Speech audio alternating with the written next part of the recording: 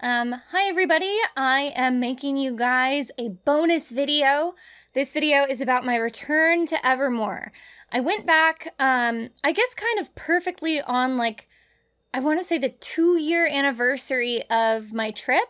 My video came out about 18 months after my first visit, and 6 months after that, I decided to go back with my original crew that I had gone with the first time. So kind of the catalyst of us going is that it was brought to my attention that Evermore was doing some kind of special event. This event was called the Convergence. It was announced a little bit after my video came out, so a lot of people were messaging me about it. Also, my friend who's local, who went with me, monitors the fan groups pretty closely. So I'm able to stay abreast of any new, weird, bad developments. Actually, my whole group of friends that I went with the first time, through the whole course of me researching the video, I was messaging them pretty much constantly about every new thing I uncovered. So as a group, we now have this special interest of Evermore Park, where even though I didn't think it was a good park, when you spend that long researching something and thinking about it, it just kind of becomes a part of your personality. I feel that way about kind of everything I've done a video on. I'm just that's one of the things I'm interested in now and can talk about infinitely. So anyway, they announced this event, the Convergence. Okay, so the Convergence is a special event that's held in partnership with a TikTok creator called Quincy's Tavern. I hadn't known until the announcement of this, but I found out kind of through this event that there's a whole site of TikTok called Tavern Talk. A lot of you, like me, might not be familiar with what that is. Basically, on Tavern Talk, the kind of signifier of the genre is that the camera is set at table level, and then you watch a pair of hands lovingly preparing in an aesthetic manner some kind of hearty medieval comfort dish. Think spiced hot apple toddy, meat pies, cream of potato soup, some kind of decadent crusty bread, and then of course the food prep area is aesthetically decorated to look like the food is being prepared in Lord of the Rings or something like that. So it's gonna be dim, there are probably candles around, the table itself will look weathered and rustic. If there's a backdrop, maybe it's shelves of potions or a tapestry, or again, something that makes you feel like you're in an old-timey tavern or cottage or castle. The cookware is all going to be cast iron, wooden spoons, wooden bowls. All the food is appetizing and comforting to look at. And then from there's kind of an offshoot of Tavern Talkers where most of them have then evolved into motivational speakers. They still also post the food prep content, but then they have a bunch of other videos that are basically them showing their faces and speaking to the camera, not even making food in those ones, but just leaning in close and kind of looking into the camera and tearfully telling you that you matter. This is one of those things where as I'm explaining it, I feel like people my age and younger who maybe spend a lot of time on TikTok will be okay, I've seen content like that, or at least based on your description, I can see how that would be a genre on TikTok. And then to anyone older than me, it's this disorienting multi-step word salad explanation where they're just and they make money doing this? And it's yes, this is a whole genre.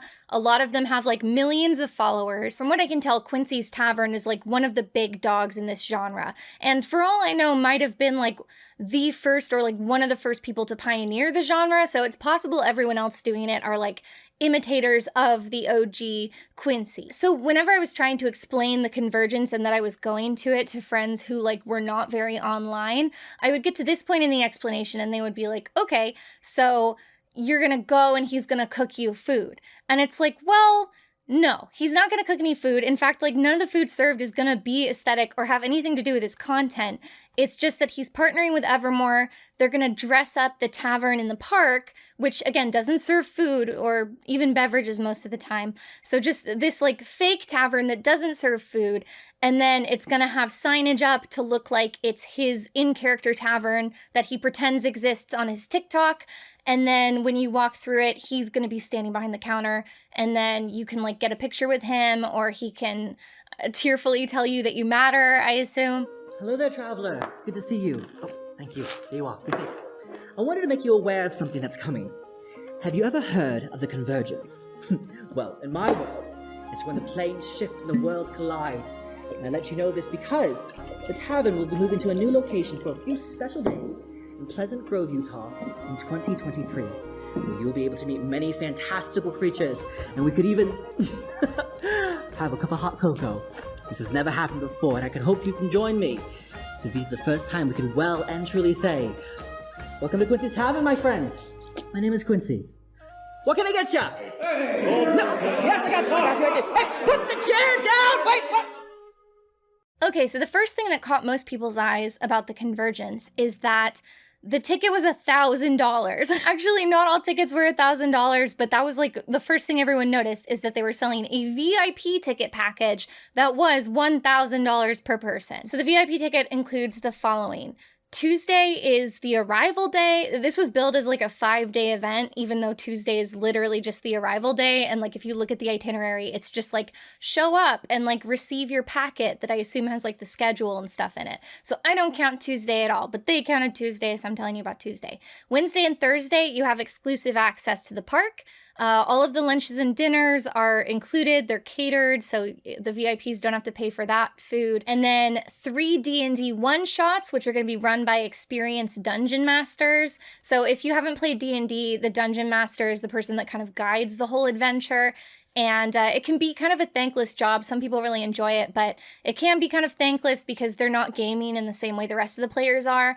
And, you know, if they're experienced and skilled, that's going to make the game better. So for people who are like curious about D&D, but maybe aren't that experienced or just don't have a friend who wants to be a dungeon master, that is like a useful utility. The idea that you can pay money and have someone who's like a D&D podcaster or content creator who's like more experienced with the game can run the one shot for you. So I feel like that has some value attached to it. I don't think it matches the value of the event, but I do think that's like a service that's worth some money. So you get 3 of those.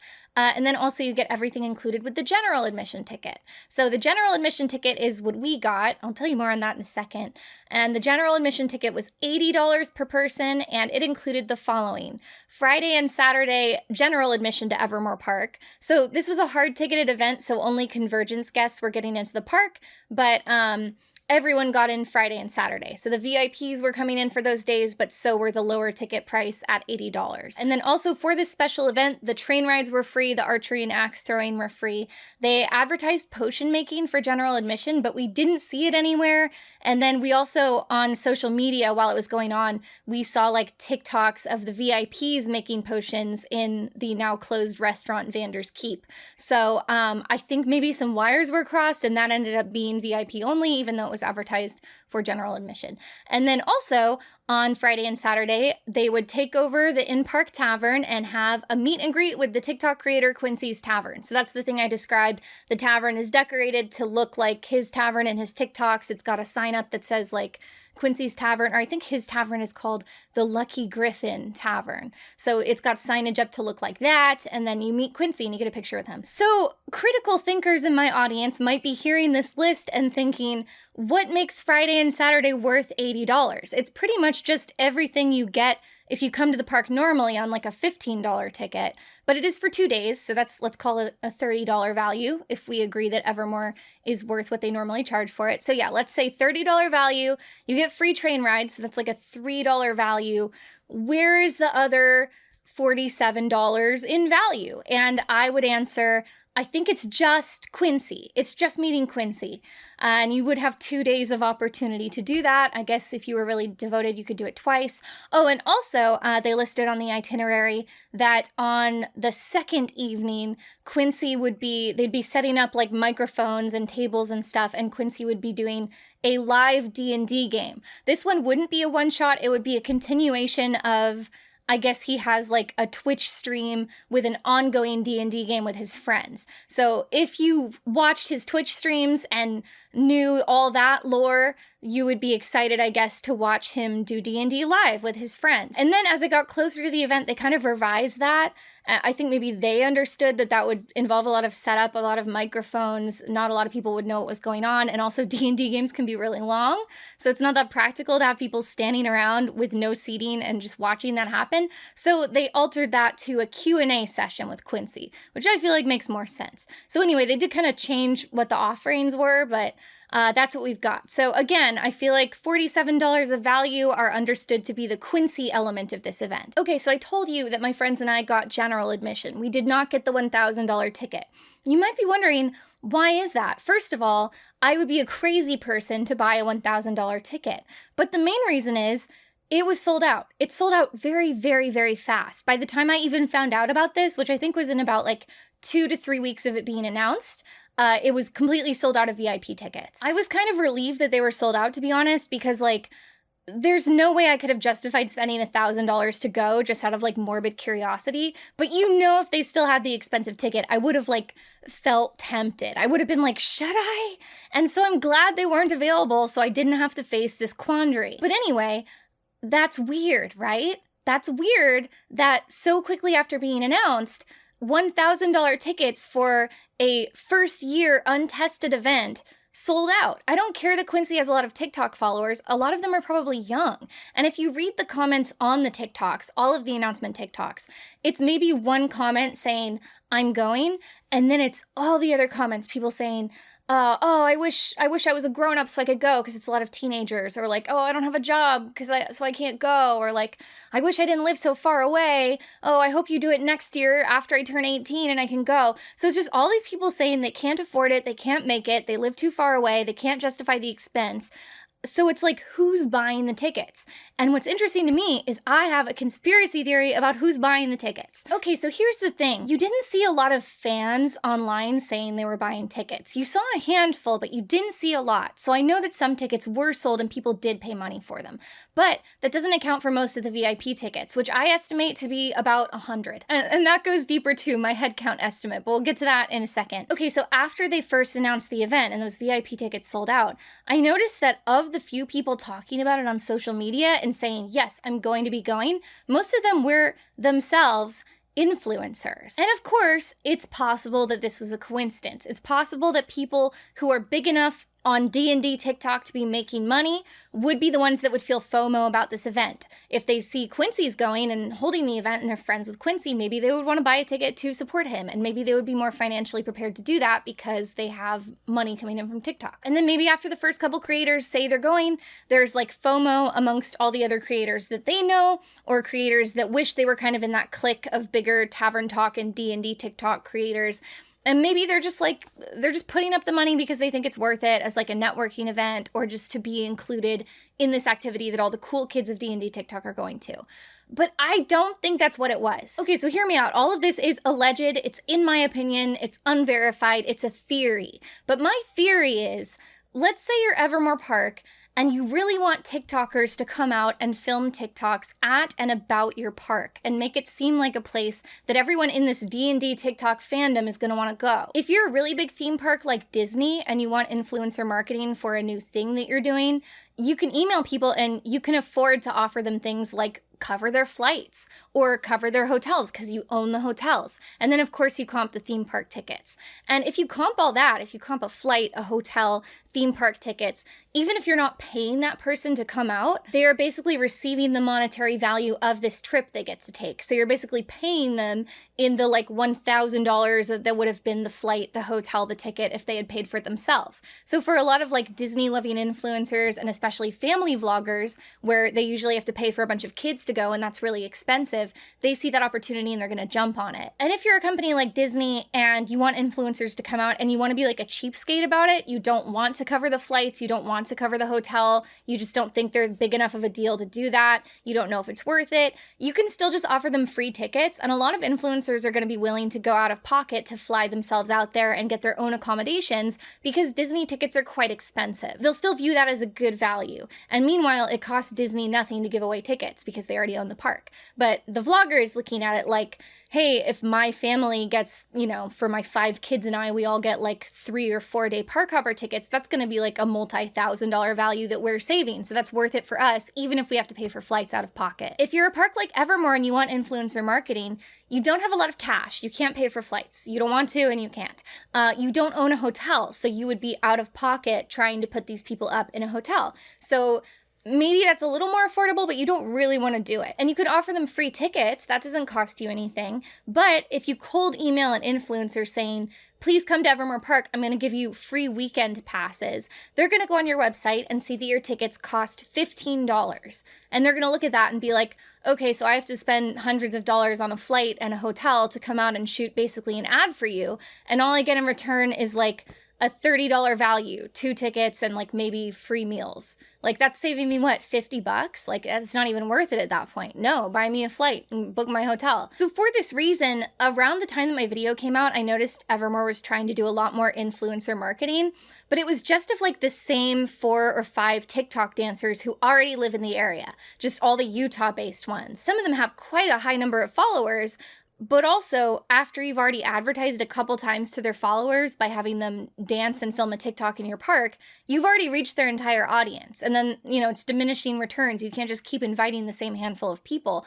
But I would imagine they had a lot of difficulty getting people from out of state to actually fly themselves out. So let's do a thought experiment. What if you're an influencer and Evermore cold emails you and says, would you like to fly yourself out to our park? If you do, we will comp you this ticket to the Convergence, which is a $1,000 value. Now suddenly it seems like less of a scam, even if you're paying for your own flight and even if you're paying for your own hotel, because you're like, well, that's a $1,000 value. They're giving me something quite expensive. So maybe it actually is worth my time and my money to take a weekend out to book my flight. So what I'm saying is, in my theory, in my opinion, it kind of seems like this entire thing was a big scam to get a bunch of influencers to go out of pocket to fly themselves to Evermore, receive very little in return, and then film free advertising content for the park. In my opinion, allegedly, in theory. I feel like I didn't 100% wrap up my thoughts entirely in the way I wanted to. I just wanted to clarify before I wrap up this point that in my opinion, in theory, I would guess that maybe like 70% of the VIP tickets were actually gifted to VIPs and very few of them were actually ever put up for sale on the website. This would also be beneficial to list them as sold out before you start trying to offer them to VIP influencers, because then it'll look even more appealing to get the free ticket because it's otherwise a sold out event. So that's even more special because it makes the ticket look hot and like everybody's trying to get it. I also noticed this one weird incident where like only a few weeks before the event, someone on social media was saying like, me and my wife really, really want to get VIP tickets, but they're sold out. Is anyone reselling? Is there any way to get them? And then all of a sudden, 2 more VIP tickets were listed as for purchase on the Convergence website. So that made me think the cap on the tickets wasn't even real. They were just basically like, yeah, if you're willing to spend $1,000, you can have them. But they preferred if they looked like they were sold out because that's more impressive. Anyway, and now I want to look back at those things I listed off, those things that were included in the VIP ticket, because I just said they get very little in return, didn't I? So Tuesday was just arrival day. We already covered that. Wednesday and Thursday, they have exclusive access to the park. I thought, and I think many other people thought, that this meant the park would be open. There would be no other guests except the VIPs, so it would be like 100 people in there. They would kind of feel like they had the park to themselves. They could film content and whatever, but the train would be running. They could do archery. There would still be actors and quests, and it would all just feel more fun because there would be no lines for anything and probably more specialized attention from the actors. But from what I read, there were no actors in the park. And some people even reported that the buildings hadn't even been unlocked. So basically they just opened the gates and let the actors wander around like the courtyard section. And on the actual VIP schedule, which I gained access to because I'm sneaky, 10 a.m. to 12 p.m. free time, Evermore Park activities and content creation / networking time for creators and DMs. Why do you say creators if these VIP tickets are something that anybody can buy? If they weren't counting on the majority of the VIP tickets going to influencers, why would they say networking? If you're just a fan, I don't think they would write something in that said you were networking. Why would you assume that most of them would be creators? That's so interesting. How would you know that? Unless you had invited the creators by offering them free tickets. They also promised archery, knife throwing, axe throwing, potion making, and train rides. From what I heard, none of that was actually available when the park was open to the VIPs. Okay, so another thing I have access to, which I think is interesting, is the menus for all of the VIP meals. Look how deeply I've infiltrated. Okay, so picture this. If you know you're going to a VIP event and you spend $1,000 on the tickets and you're getting some kind of catered lunch, and it's in partnership with a creator who does a lot of like tavern talk that's based around decadent and gourmet handmade foods that are somewhat themed to like medieval stuff and D&D, you might think that you're getting on-theme food, maybe some kind of decadent charcuterie, maybe a hearty pot of soup. Like I said, meat pies. All of these things don't sound that ambitious to cater if you just find the right place or if you have, food staff that can cook this in-house. Wednesday's lunch was just pizza. They just ordered from the pizza place that was physically closest to the park. We drove past it. It's called Summit Pizza. Just a pizza place. Oh, this is also interesting. They ordered 33 pizzas. And that's why I think there were 100 VIPs. I feel like if you were an event planner and someone was saying, how many pizzas should we figure per person? I feel like most people would say, oh, for adults, maybe like one large pizza per 3 people, and then you don't have to worry about running out. And then I feel like whoever was told that took that extremely literally and ordered exactly 33 large pizzas for exactly 100 guests. But again, it's just conjecture. I don't know. Wednesday night dinner, they originally were going to have just In-N-Out burger catering, which again doesn't feel like a high value meal. I love In-N-Out, but for the price they were paying, it feels a little insulting. And then some people had like dietary restrictions, so they changed it to a local pasta place. So they just kind of had big like catering trays of pasta that you could like dish out to yourself and breadsticks. Thursday for lunch, they got catering from a barbecue place. And then Thursday for dinner, they got the same Italian place, same stuff. Or sorry, different stuff. It's like a little more chicken-based dishes and like mashed taters and stuff. So it's a slightly different menu. And then also I forgot to mention for Friday and Saturday, their meals are not included. They don't even get vouchers to get like free food in the park, I don't think. I think they just had to like pay out of pocket for food. So it's like you pay $1,000, 4 of your meals are catered out of the weekend, and they're all just stuff like they set out a bunch of pizzas and some dishes of pasta. It feels very like church potluck to me. It doesn't feel very premium, but okay. Also, I mentioned the one-shots were going to be DM'd by experienced dungeon masters. From what I can tell, they just invited a bunch of TikTok creators who would DM it. I can't confirm this, but my impression is that they did not pay the DMs for their time. I think they were all doing it pro bono. Maybe they were being paid in like pizza and pasta, like they were just told you can eat of the VIP food, or maybe they were like gifted some of the VIP tickets in exchange for working it. It's not clear. I hope they paid them, but I really don't think they did. I should also mention that, in my opinion, all of the VIP influencers who were invited out were not just providing the service of filming advertising content essentially for the park and posting it for free. They were also posting in advance that they were going to be there. So arguably, as when a creator does a convention or something, they were making themselves a draw for the event, and ostensibly being able to see them in person would be part of the incentive for fans to go. So they were twofold providing services, and in my opinion, if they couldn't be compensated, should have at least been comped on absolutely every expense that went along with going to this thing. I mean, if you go to VidCon, if you're from out of town, they pay for your flight, and if you're not, they comp you a hotel, and that's just kind of expected. And all the food is free. They have all these lounges with free food and freebies and stuff. It just seems weird to not only not pay people for what I consider labor, but also to expect them to pay for things. If that is what happened, we don't know. Especially when, I cannot overstate this enough, the tickets to the event are quite expensive, and there isn't that much being provided to explain where the money is going. Who's pocketing the $100,000 for VIP tickets, if I'm right about how many they sold, plus thousands and thousands of dollars of general admission tickets at $80 a pop? Where is the money going? Did any of the influencers ask these questions? Did the DMs? I think they have a right to. So then after those first 2 VIP days, it was our turn. It was the general admissions turn to go into the park.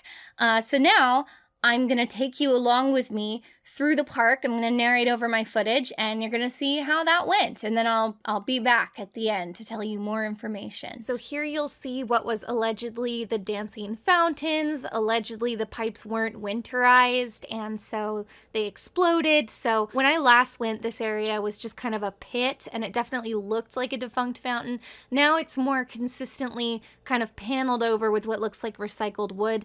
And I did hear an employee mention that it was in the plans to pave it over. Given my impression of the park's financial situation, that probably is kind of the best that we could hope for. But again, kind of sad. It's a little pathetic, but it'll be an improvement when it's paved over. Once that's done, if it's done, the entrance will look a little more polished and give a better first impression of the park. No, wait, the place with the bread Oh!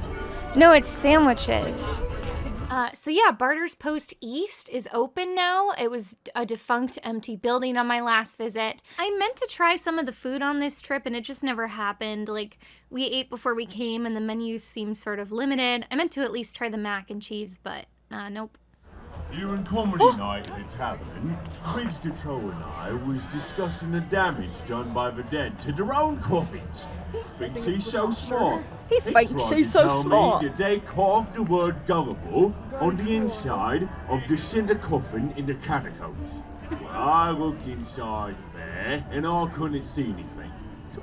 So it's a quest to go to the catacombs. Reach your hands inside there, see if you feel It's a anything, quest and for you us. help me prove that smug troll. I found another button. Oh, wait.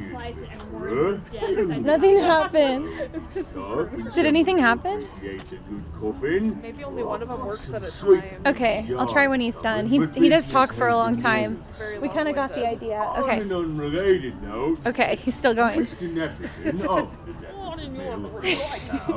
is known Still going. as Taffy Copperbottom. Okay, okay. Time to... Probably advantageous to you, and It's like a 3-minute audio recording. found a new recipe or two. Old friend Well, it's Reese because when they don't have the actors, told this me is all that your no quests. You're right. It's to replace have the plenty to people. do. He's gonna ask us open-ended questions now. Okay. Now listen Oh, closer. I'm only he's gonna still do going. this once. This can't be for real. They're watching. Now go off. Be a good Oh, he told us rogue the and secret knock. It was- remember, Go off. keep this between. Yeah, I got it. Okay, okay. Do you know what a vampire's least Did favorite it just food make him is? talk again? Steak. Yeah, that was. Oh. I think that's all they do. Oh, okay. Pretty good, right? I'll think it myself. You're not gonna listen to him. It's okay, I got the idea. So maybe you overheard us saying as much, but basically they've added these little push buttons, which I think is good. I think anything you can add is a good situation. But it appears in recent seasons that these have been considered quests. And on many days of operation, according to a lot of reviews and fan forums, it appears that now there are a lot of days where they don't staff any actors in the park at all. Or if you're lucky, they'll have 2 to 3. I feel like these are an okay extra thing to just have buttons that do stuff for like instant gratification for little kids. But it shouldn't replace the actors. I feel like the park isn't in a place where it can afford to be taking anything away.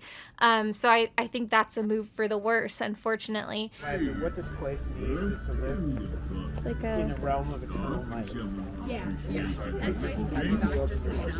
Sweet yard. But business has been Harsh light of day doesn't this place He's got a hat. like that? He's got a hat. He's like it's like Ebenezer Scrooge's going to sleep hat. It doesn't have logos anymore. Oh, they covered the plywood. Yeah, it's got another layer. Wait, is it still plywood? No, well, I don't know, but they've covered the siding more. It looks better. Yeah. Oh, I should get a good look at the church, actually.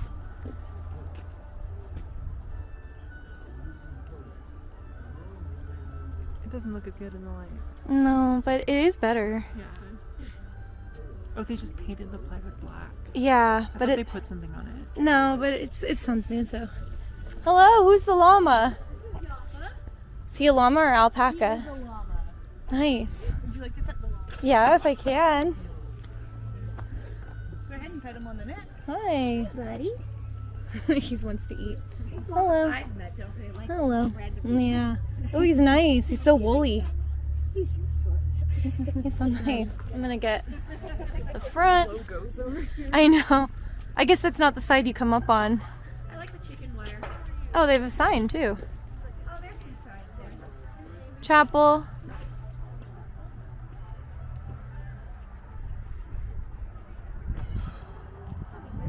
Do you think that means they're still using Mill Creek builders? Because that was the one that was suing them for non-payment. But it's coming this summer. Yeah, I mean, I assume they contracted someone else because the first one like was suing them, but they were called Mill Creek Builders, so that's what makes me wonder. Ah. Should we go over here? This thing? Oh wait, that's not. Yeah, this is the next. This is just storage, I think. Backstage. Yeah, exactly. The board. Do you think the train will be running today? Yeah, I was just. Yeah. Word association. Like, do we need to go over there like immediately?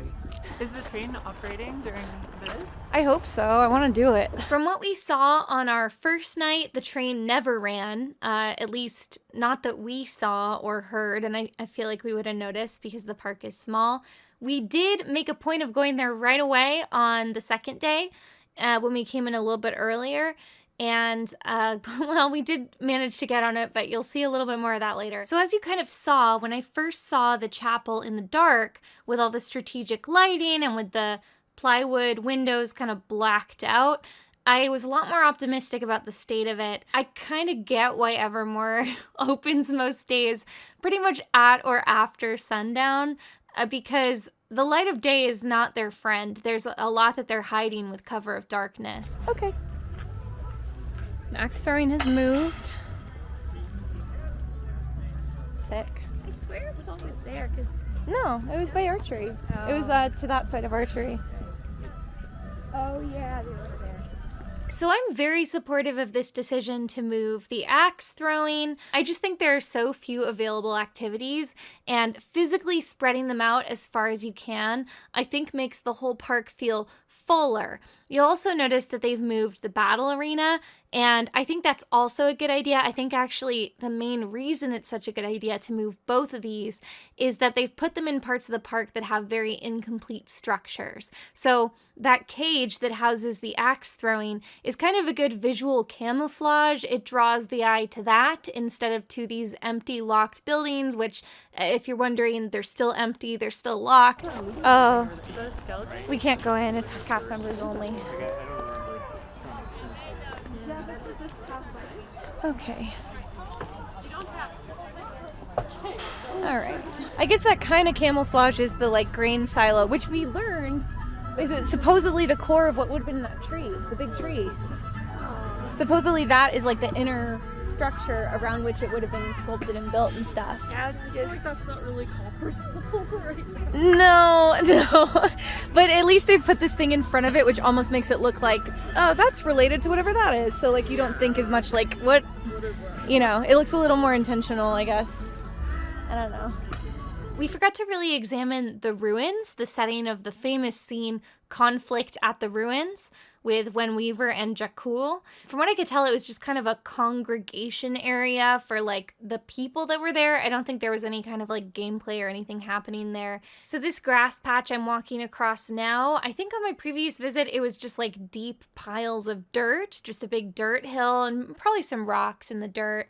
And now they've put down a lawn. So obviously, visually and experientially, a big improvement over a big hill of dirt. A ringing endorsement of an attraction at a theme park. But no, look, they've also added some kind of little hut that I think is where pirates would hang out if they were employing any actors anymore. And also as like a visual for the train, they've added a rowboat with a skeleton pirate in it. And see, that's where the river monster would have been, that concept art. Right. Because we couldn't go on this bridge last time No, we were this was here. not connected to anything. It does. It does. Wow. So we can ride it. Hey. Oh, sorry. Oh, sorry. Is that a chicken coop? Yeah, remember that's where chickens were. I forgot They about don't the go at chickens. night because they're afraid they'll like not see somebody. Run over. You're right, actually. That might be it. So maybe we should ride it now if we can. I mean, not like right now, but first, before Quincy. Although, is it just sitting there? Is it? Oh, okay, it's about to move. It would do. It tooted. No more chickens.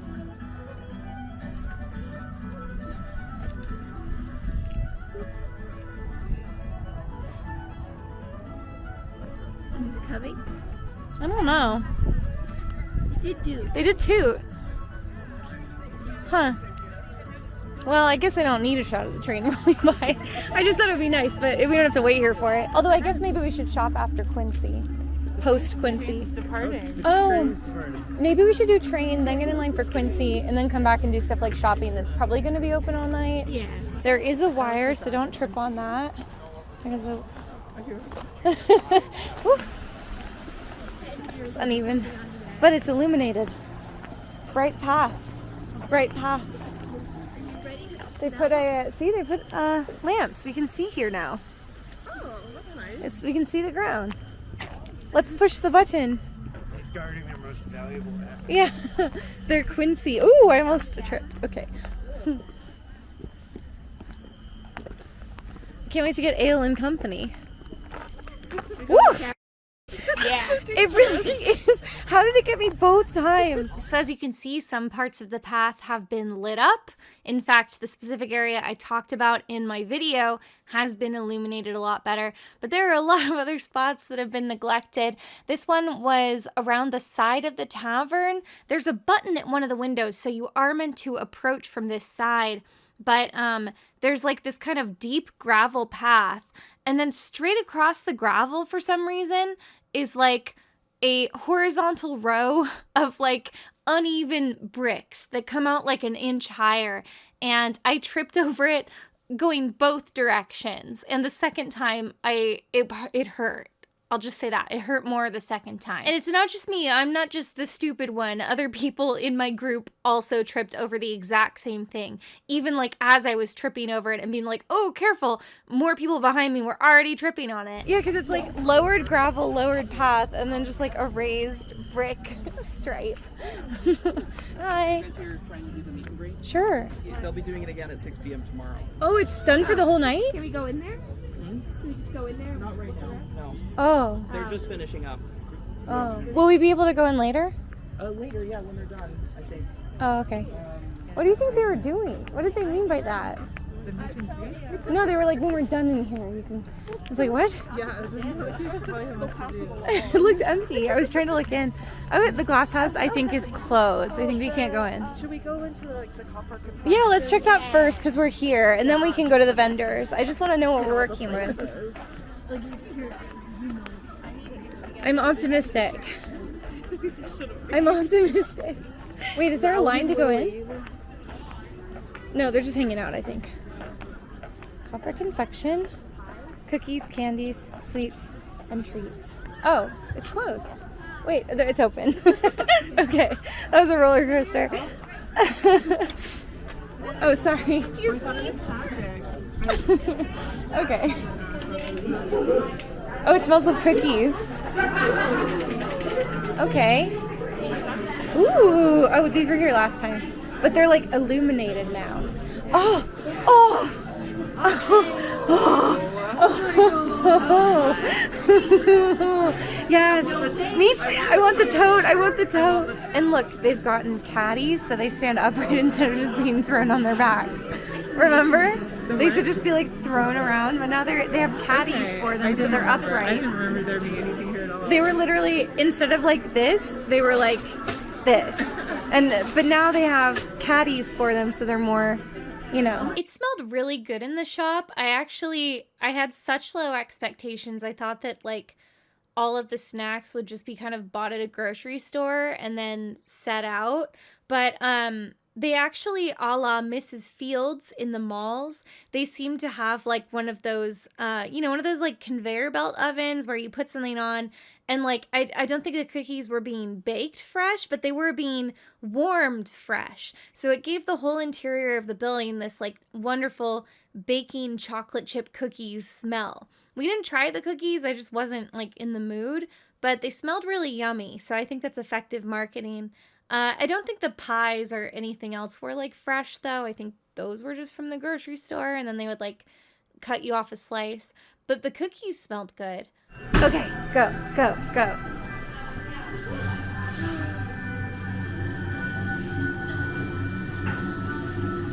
He's alive. What is customer code? I don't have that. Oh, it's that. Oh.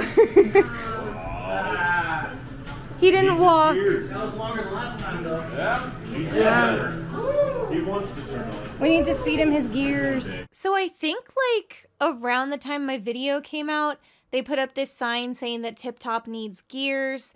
And I think they did have gears like out of reach, and then you could tell people where you saw the gears. But obviously there's no way to actually like take gears and put them in the machine. I think Tip Top is really just for ambiance. I don't think he actually, I don't think anything would actually happen if you completed that quest. But, you know, it's cool that they put the lights on and stuff. Also, the tall guy who was standing next to Tip Top that was like keen to show me the effect, he looks familiar to me, and I think he might be Evermore's current like head of special effects or something like that. Or maybe he's in charge of decor or something. I just feel like I recognize him from promotional materials. So that made me a little paranoid. I was like, is he showing me this because he recognizes me from the video? But maybe not. Evermore Gardens. That's me.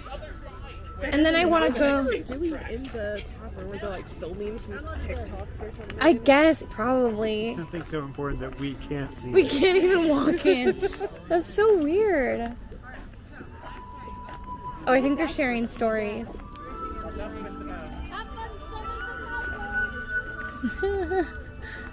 Wait, but now people are in there. I think they're just like filming some stuff. I guess they're just doing TikToks. Yeah.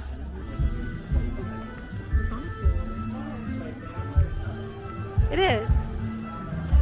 Ooh, we can go inside. So this is the Kettle Cafe. It was once the gift shop. It doesn't have any merch anymore. Now it's just like a quick service food location and then seating for that. So they have garlic and herb fries, cheeseburger, chicken tenders, or soda. So yeah. So we're not getting anything here. No, I'm just kidding. Yeah. Oh, that's a good idea. I'm gonna do that too. Not a lot of people buying food, and the food menu was pretty small, so we didn't eat anything here either. I like the dragon though. I think he's cute. Oh. I'll have one Blackfoot, please. Oh. We got an apothecary cart. That's new.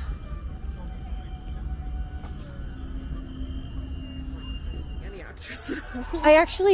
I think there won't be any actors. I'm pretty sure there won't be. I'm like 100% sure. Is this I think they just kind of figure we'll amuse each other. You know what I'm saying? just bask in the glow of Evermore. Yeah. And how they've updated all these pads. I think they're hoping if there are no actors that we'll be forced to film TikToks. Oh, can we go underneath? Hey, this place is open. I know. It's a Drakenhaven. Can we go under it? What's there? Oh, I don't know if there was like an underpart. Yeah. I don't know what it is though. Oh, okay. By the way, if you hear me like trudging down these paths and it sounds like I'm trudging through like 5 inches deep of gravel, it's because I am. You definitely want to wear like some thick-soled tennis shoes to Evermore. Don't try to wear cute themed shoes. Oh, we're gonna have to flip it. Flip what? No, I have to flip the camera. It's done. I kept like tentatively taking off my disguise, but I put it back on before we went into Drakenhaven because I kept feeling looked at, and it was making me so nervous that like someone was gonna confront me or something. So once I put it on, I felt way more at ease because like genuinely with the mask on, no one recognized me. It totally worked. At least I think so.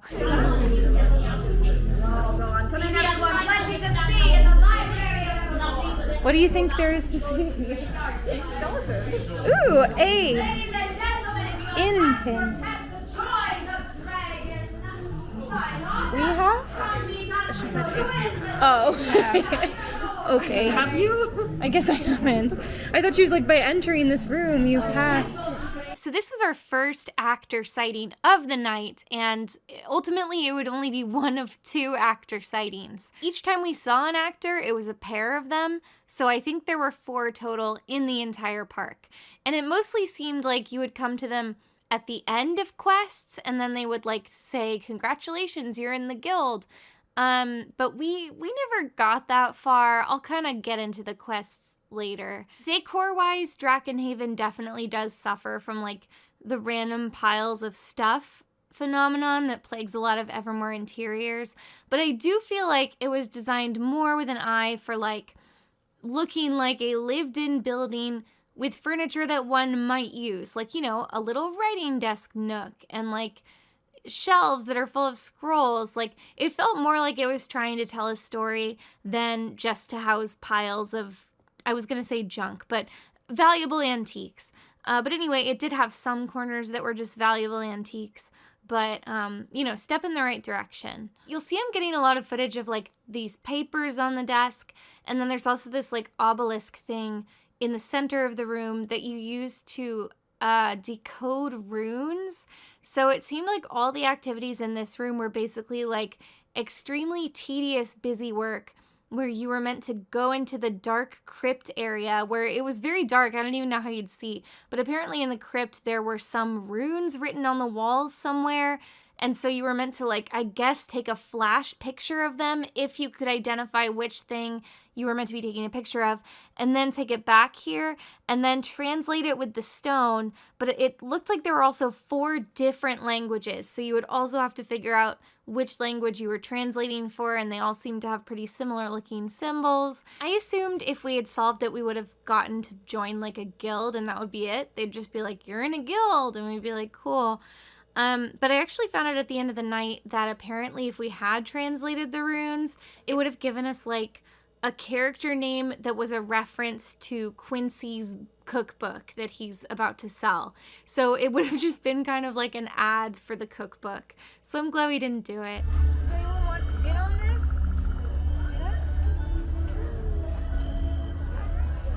I'll get in on this. Okay, get in on this. How do you do this?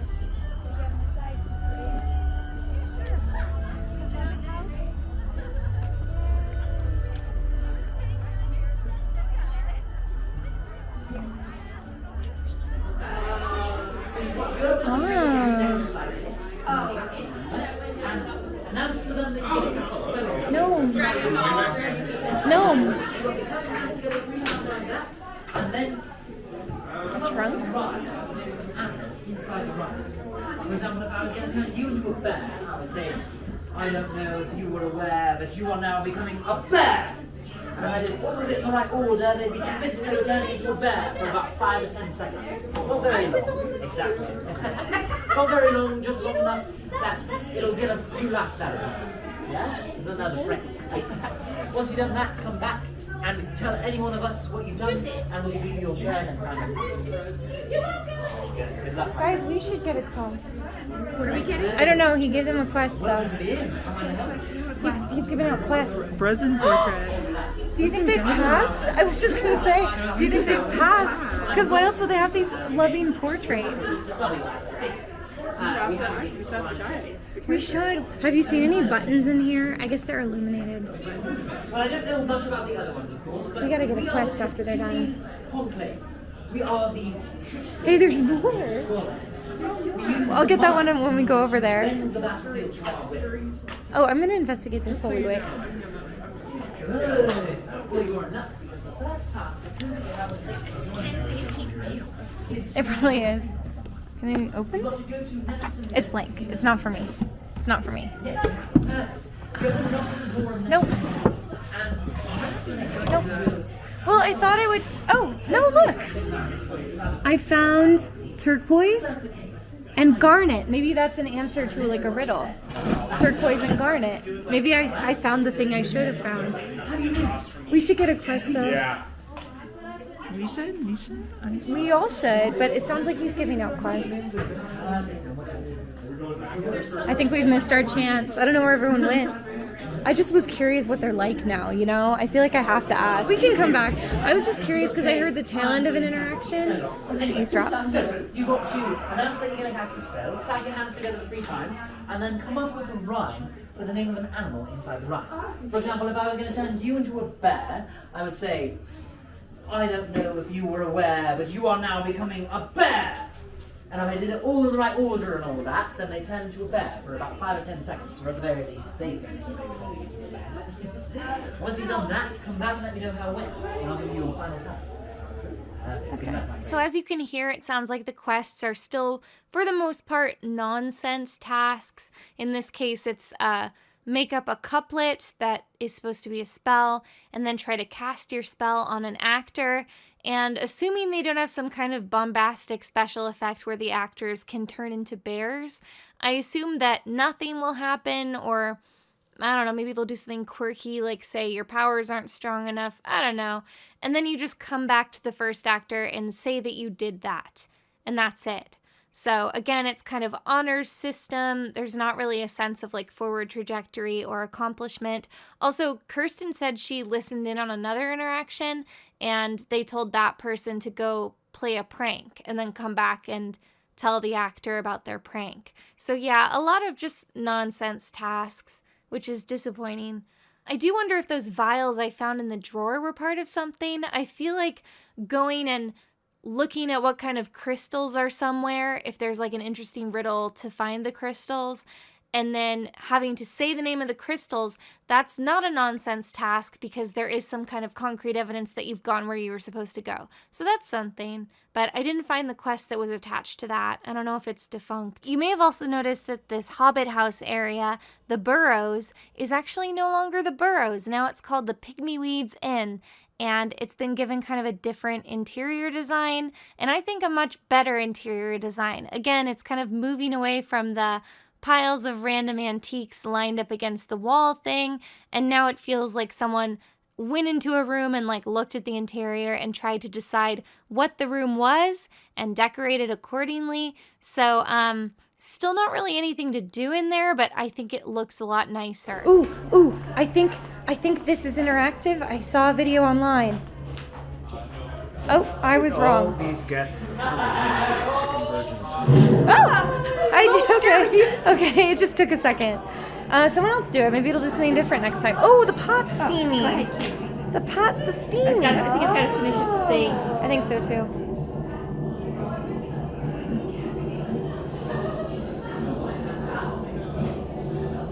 It's an explode. Yeah, it's just We're all gonna that. get like steaming hot water on us. Yeah. Ooh, purple. Okay. Go ahead, Kate. I think it's gonna do the same thing, but maybe it won't. Whoa. They butchered it. At its current state, the building is like about as themed as a room you would walk through in the line for a Disneyland ride, and less detailed than anything you would see in Toontown, which is kind of a problem when like the buildings are kind of the only attraction now. But oh well, I guess. The stone arch. Look at this arch. Wow, look at it. It's so impressive. Thank you guys. Hey, have you noticed this arch, you guys? It must have cost so much to bring it here and build it. Yeah. The building decor feels more intentional. I'm skeptical that there's any more to do than there was last time. But they've kind of made a few little. Also, it's night, and I remember that it looked very different in the day. Yeah, and we didn't really prowl around it, did we? Like the fountain is still the fountain. And he still has the broken hand. Couldn't they get like a spear or something? Just Yeah, put even if they something can't in put the his original sword, they could put a really lightweight, like fiberglass one. Hey, we go in the crypt now. There's no line. Ooh, okay, let's do it. Loudon's rest. I don't know who you are. I did not bring anything. Thank you so much. Yeah, we gotta get presents for whoever's in there before we go in. Fancy trinkets. That's Bisky. Bisky the goblin. I'm sure it's there. I brought you a biscuit. Yeah, but she wasn't illuminated like this, and I don't even know if she had that thing around her. I think she was just in a little... Yeah, she didn't have this. She was just in a little alcove of dirt or Are these something. real marble pillars, though? Ooh, I'm gonna knock on them. You better believe I'm gonna... I think they're real. I don't think they're marble, though. I think they're concrete. Oh, man, they're real. Oh, and someone's left a tribute for her. I think it's obsidian from the fireplace. This is the dentist goddess. Or not a goddess, a saint. Dark and locked and closed. Yes. Yeah, oh yeah, it was. I want to investigate this tombstone. I want to see if it says anything relevant. Let me see. I'm just gonna go off the path because it's dark. Samuel Perry. I think that one's real. Yeah, that one's real.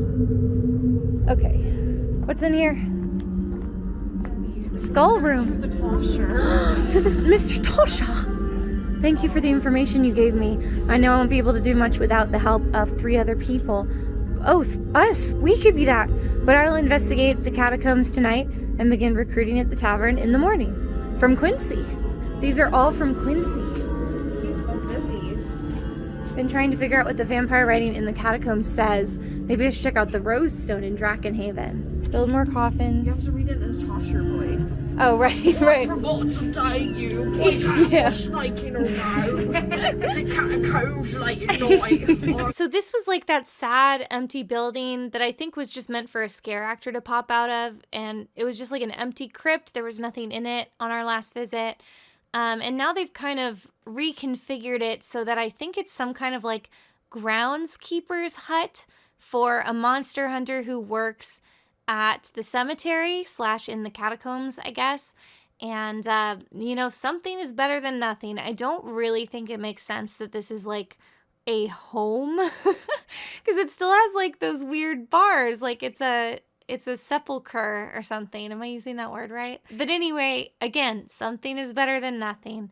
And they have some notes on the wall that are guiding us toward a quest, which you will see we will try to follow. And we'll see how that goes. Oh, it goes a different way. What? No, it went this way. Wait, and this isn't here now. Went. Oh, really? Okay.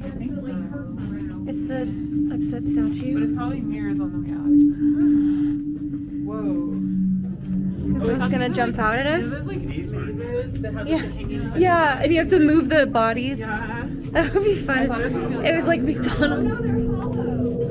They are? Version destroyed. Ooh. Oh, the portal! The portal! I'm gonna push a button. Did anything happen? You guys press the other button. Maybe that'll do something. Okay, I'll do it. Maybe we have to push them all at the same time. Okay, push that button over there too. 1, 2, 3. Oh! Is something gonna happen? Yes.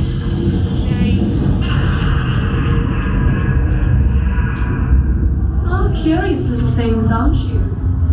Ooh. Vampires. But there is one in particular that stands out. Ooh. Okay.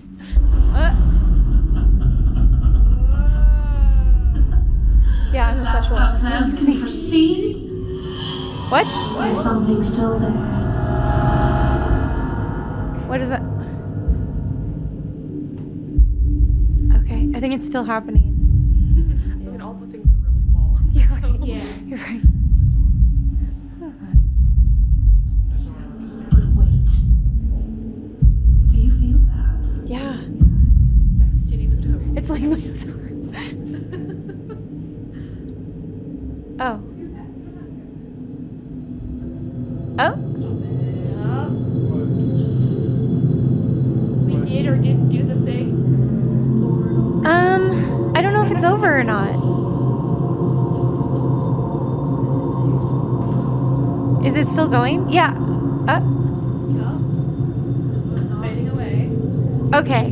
I think it's over. Okay. I think that was. It was. I thought we were gonna get scared by something. I thought an actual actor was coming. Me too. I thought Nosferatu was gonna come out. What are you doing in my crypt? So all in all, kind of a befuddling experience. At first it got me hype. I really thought like something was about to happen. I don't know what I expected because I guess I didn't really believe they had like an actor waiting to come out. I mean, maybe. That would be cool to have a scare actor pop out or something. I was kind of hoping that since something didn't happen, maybe there would at least be like a prompt of where to go next in the quest. And that didn't happen. So it's just weird. Like all the audio cues you may have noticed like kind of go on too long and have a lot of awkward pauses where you can't tell if it's done. And you're just kind of standing there. So it's kind of anticlimactic. I thought the surround sound was nice though, and I thought whoever they got to do the voice had like a cool vibe. Well, but I don't know, but we read the note in there and then we did this. I guess we're supposed to like take pictures of maybe writing in the catacombs and then translate it. I tried to talk to other guests and like figure out if it was attached to anything. The closest I heard was that perhaps if we had spoken to the people in the burrows, they would have told us to check the crypt. And then we would have gone to the crypt and the same thing would have happened. But then we would have gone back and told the hobbits that we had done the thing in the crypt. And then I guess they would have told us we had joined their guild, or they would have given us gold or something. Which again, it kind of feels like a nonsense task. Like there's not much forward momentum. It's just like do something and then tell someone you did it and they'll go, good job. And that's not, you know, I want kind of a multi-step adventure here. Also, I have my doubts that that was even accurate because, remember, I eavesdropped on the conversation in the burrows and it was nothing about the catacombs. And here you'll see I made the whole group turn back because this person's costume looked so good in the lighting.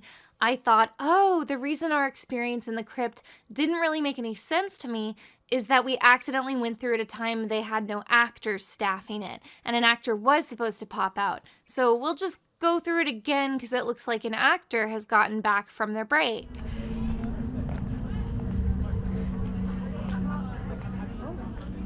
It's a ghost. Greetings. Hi, girlies. Okay, it was a guest. They had the wristband. I was wrong. Okay. I was telling you the Hobbit House and she walked in. Oh, I just thought it was so auspicious that it illuminated like that under the... Okay. Oh, curious little things, aren't you? I like the green candle props. Me too. It's fun. I've never seen them in different colors. Oh, curious little things, aren't you? But I'm interested in this one. Okay, bye. Yeah, yeah, that was so weird. They're like, one in particular. And then they like didn't say anything else. I'll let you figure out who I'm referring to. It was a fellow guy. Yeah, they had the wristband. I expected too much. I mean, I think aesthetically it's a big improvement. Like I said, it is dark and that does hide a lot. So without seeing it in the light, it's hard to say. But as far as the building interiors, I think they are a lot better. Like Drakenhaven's new and there isn't that much to do inside. But like the inn already looks aesthetically more like it was designed to have an interior. Right. As opposed to like these are our piles of things that we have. It all looks more professional. Yeah. But Ooh, the dragon! The dragon! The there's dragon! actually even less to do without the train. But You're right. Yeah, the dragon looks nice. Ooh, I like it. It looks nice though. Oh, right, this is what we're going into. Oh, never mind. I don't want to. Should we touch everything? Ow! What? I touched a splinter! I think I'm bleeding! I have to use that. The first thing I touched! Oh, it's the trap! I touched it and it made a sound! Ah, my thumb! No, it's okay, it's okay. I just got a tetanus shot, so like, what could happen? Hey, another trap. Should we touch all of them? Okay, that was fun. It's like Indiana Jones. Hey, a button! Who wants to press it? I feel like I've been pressing them all. Someone else should do it. I think a ghost is gonna appear in that. Spy rat? Spio rat. Always, Tasha, do it. Tasha, do that. Well, I sure hope I'm not the one who's supposed to be resetting all these booby It really traps. was. 'Cause that sounds like a lot of work, what with all these adventurers constantly tromping through here. Well, they would drop a lot of shinies. That's it. I want those shinies. I'm like, Is there something cool in here?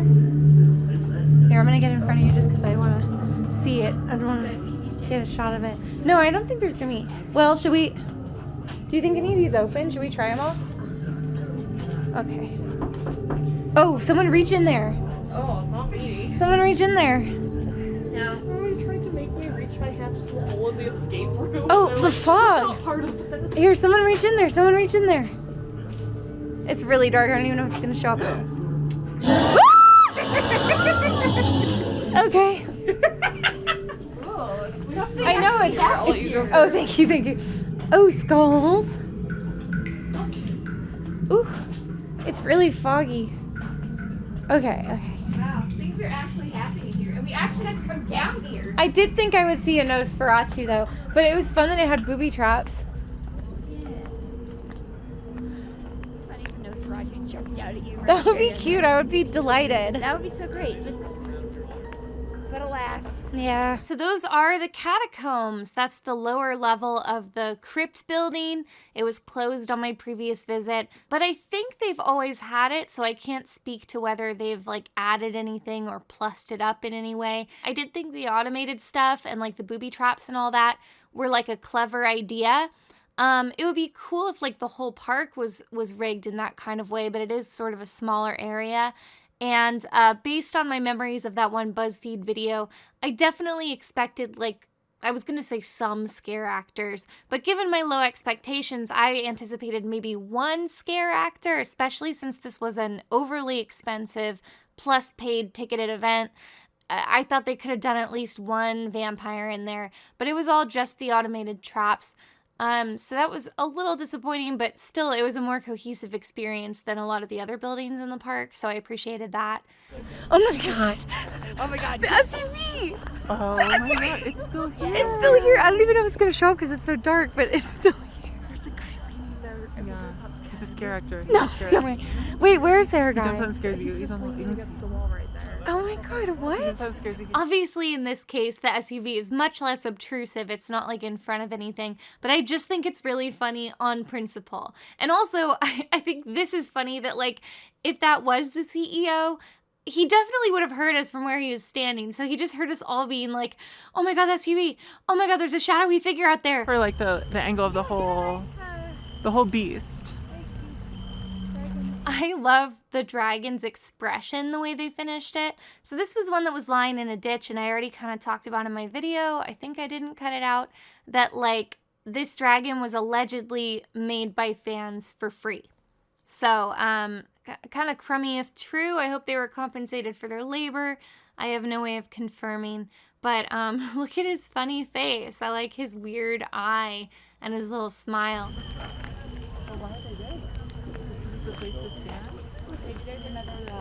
This is where Fly on Team Champs, right? No. Oh wait, is it? It is. I think that's the It is. That's the sign. And that's the crooked chimney. And they fixed the hole. Oh wait, no they didn't. It's here. It's literally just paper. It's papered over. Do you think we can turn the crank and it'll go? The Tasha will start talking. I'm gonna touch this. You got shiny from there. I don't know, Kate, I think you got the best Tasha voice. It reminded me of the other pot, so I thought maybe it would make sound, but Oi. it's okay. Not there well. A bale. Somebody's been trying to make some noise. Nice bale. Which way do you want to go? I want to go in I'm it. curious about the pretty house, Me but too. I'm sure there's no way to do anything here. Maybe people were just taking photos. Ooh.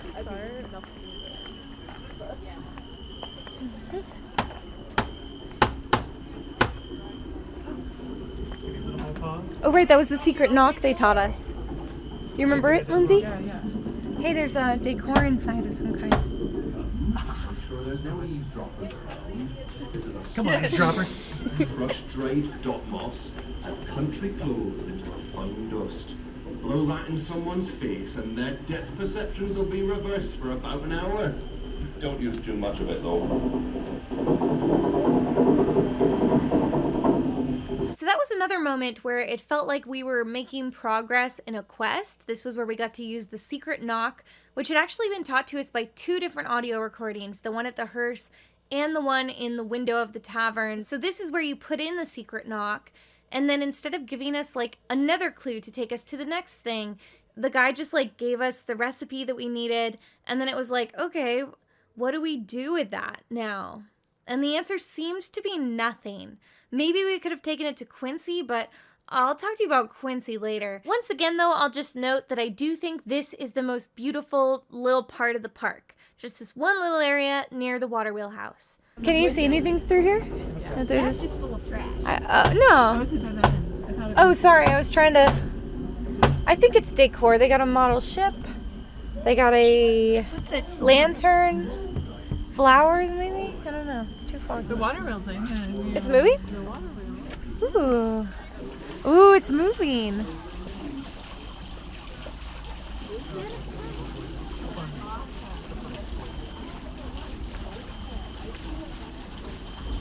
Nice.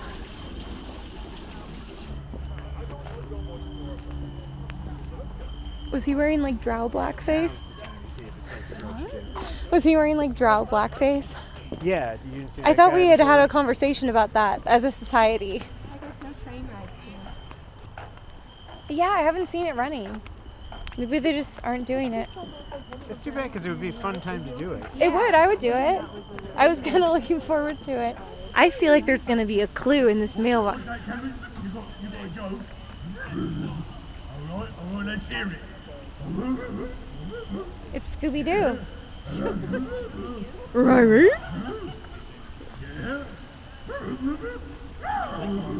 I regret opening it.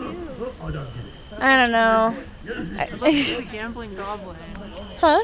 I hope to see the gambling goblin. Oh yeah, me too. I like Afraid the he's one gonna security emerge slowly person. from the water. Yeah, with full covered with seaweed, looking like Karen Gillan in the circle. Can we go in now? Are you? They lied to us. I want to peek inside through the door. The Lucky Griffin. They made a real sign, you guys. That's fun. They made a real sign for the occasion. I'm gonna film between the doors here. There's no one in there. It's just locked for no reason. It'd be one thing if they were filming TikToks. I'd be like, okay. Right. Damn. I don't. Well, like, why lock it though? Explain that to me. Don't you have enough time before it opens tomorrow to clean up anything if stuff gets messed up? Yeah. Maybe they're elaborate props or something. It's really cold. Yes, that sounds great. I forgot to mention that yet, but it was ungodly cold. I had all these like cute pastel cottagecore clothes, and I just kind of figured, oh, it'll be low 70s in the day, high 60s in the evening, because that's what the weather forecast had said pretty much up until like the morning I left. So I really just had like a cloak and a black turtleneck that didn't match anything that I had thrown in my suitcase, and so I was cold and miserable the whole time, and also it kind of ruined my outfit, which sucks. Oh wait, no, remember they just keep the door closed, but they have the sign that says they're open.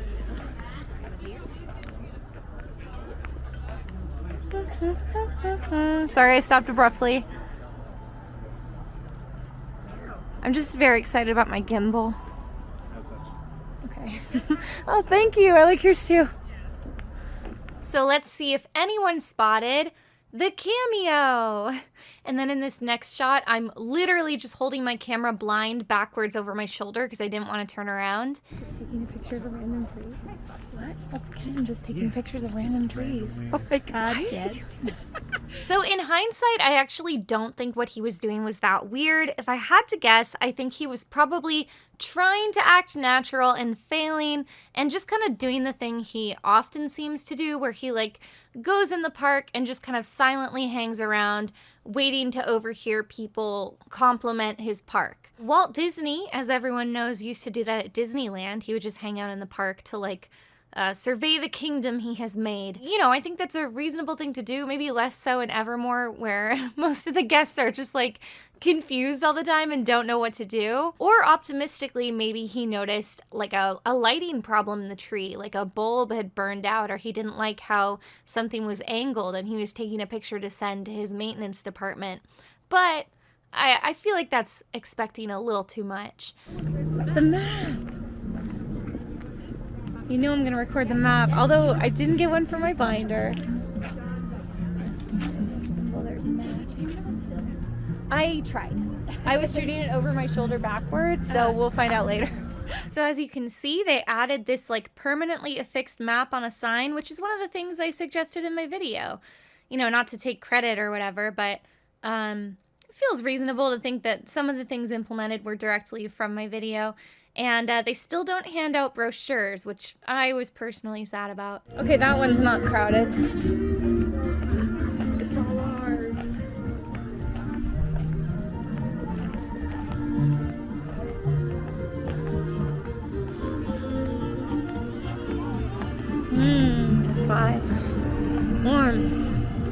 It's so cold.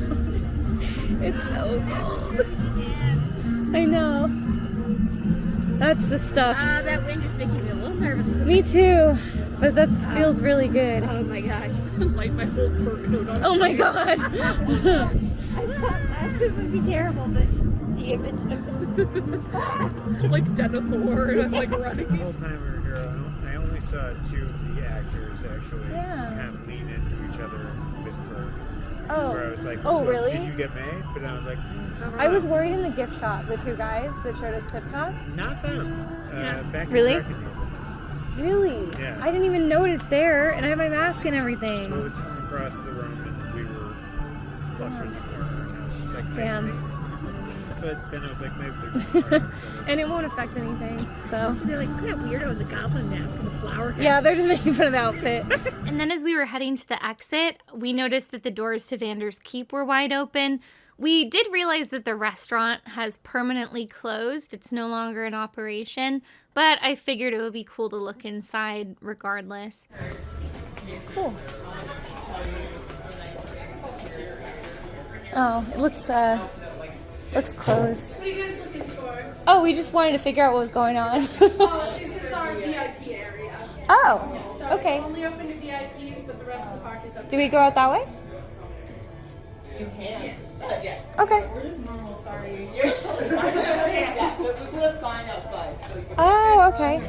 The sting of rejection. Okay, so I showed a few clips of day 2 already interspersed just to like show you what stuff looked like in the light when it became relevant. Now I'm gonna move kind of chronologically. So that was the end of night 1. Night 1, we came in at like 6:45. It opened at 6, and it was already pretty dark. So on night 2, I wanted to go in promptly at opening because I really wanted to see stuff while the sun was still out. We were very determined to meet Quincy on night 2 because on night 1, they had cut the line after about 2 hours. So we were like, we're just gonna do that first. But we also wanted to do the train first. We found out it actually hadn't run at all on night 1, but we had thought that maybe they had just closed it after dark. So we were like, okay, on night 2, we'll get there when the sun is still up. We'll ride the train right away, so it doesn't matter if they close it later. And then we'll get in line straight away for Quincy, and we'll meet him. Like, none of us are really fans, but it was like one of the only advertised things on the ticket, which was $80. So it's like, we better do the one advertised activity. Yeah, what do you think they use this for? It's kind of an eyesore. Please stay off the stage. Oh my god, the llama's like bucking. It's bucking. She's not happy. It's scared. Oh my god, oh my god. Oh my god. So, as a former theme park animal handler, I just want to say that contrary to popular misconception, an animal throwing a tantrum doesn't mean that it hates working there or it's being mistreated or anything. However, I was really cringing at the fact that while this large animal was having a tantrum and like thrashing its legs around and stuff, there was seemingly no effort to like distance it from guests. I feel like this is where a secondary handler could come in handy to kind of maintain a circle of safety, or even just the person holding the lead could be like, hey everybody, let's take 2 big steps back, give our llama a chance to calm down. But anyway. Whoa, that's cool. Should we get in line for train? Yeah, Okay. we should. Cool. Train. Bang. I think I heard my name across. The person saying my name was just a viewer who wanted to come up and get a photo. It was terrifying for a second though. I hope so too. And like we saw you at the airport. What's that smell? It smells like fish. It smells like fish. It's very powerful. It smells like, kind of like llama wool and fish. It smells like fish. I'll just breathe through my mouth. Well, you know, we're near the... Why? You know, trains smell like fish. Train. So we found out what the unpleasant odor was from. You'll see on the other side of that brick wall It looks like that is some kind of round enclosure where they keep the llama. Hopefully not full time, maybe just during the day, and then they trailer it to like a proper barn when it's done working, I would imagine. Large animal manure does not smell gross to me. I'm very used to horses and stuff. It's just kind of like a familiar smell. But I think maybe the strong, unpleasant, like chemically fishy odor was probably ammonia from llama pee, if I had to guess. But it was pretty unpleasant, and it's unfortunate that it was wafting right into the only place in the park where you're expected to stand for an amount of time. Thank you. Is the caboose up? Oh. Okay. Okay. Yeah, sure. Okay. I don't understand. Why wouldn't it be open? Okay. Tell me why we can't ride in the caboose. Why? What's the reason? My guess is that I have heard from negative customer reviews that the train doesn't always make it all the way around. Sometimes it stalls out and rolls backward down a hill. I've also heard they have to lay on the brakes really heavily when it goes downhill so it won't jump the track. So I would guess the caboose has to stay empty for like weight distribution reasons. But in that case, why not just remove one of the middle cars? Every kid likes a caboose. This is a truth of humanity. I want to see if the piggy is still there. The hog's gonna be there, yeah? I hope so. I know where it's gonna be if it is there.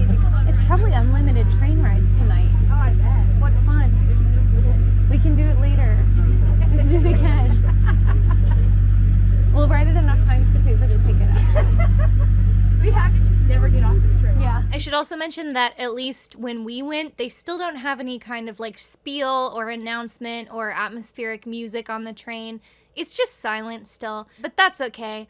I will be your tour guide on the train. So pay special attention to these doors in the tunnel that the train passes through.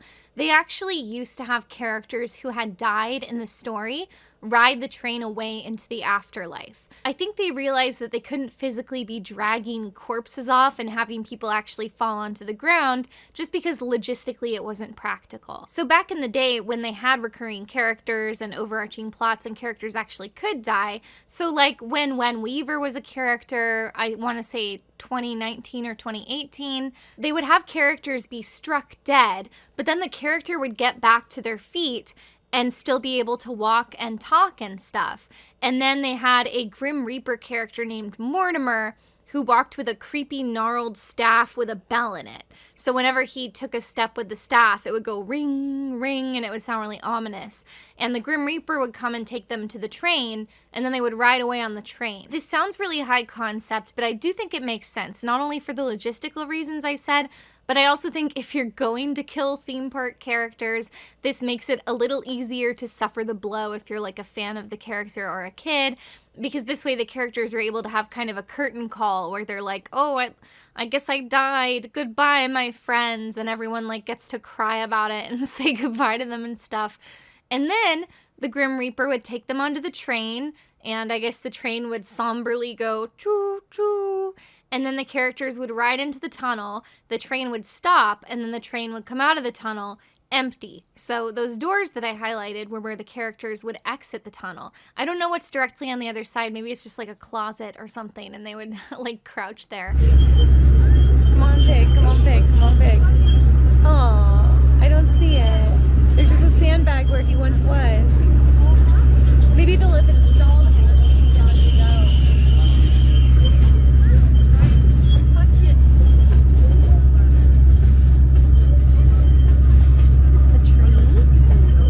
Is it actually raining?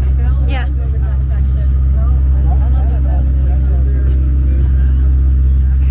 Skeleton?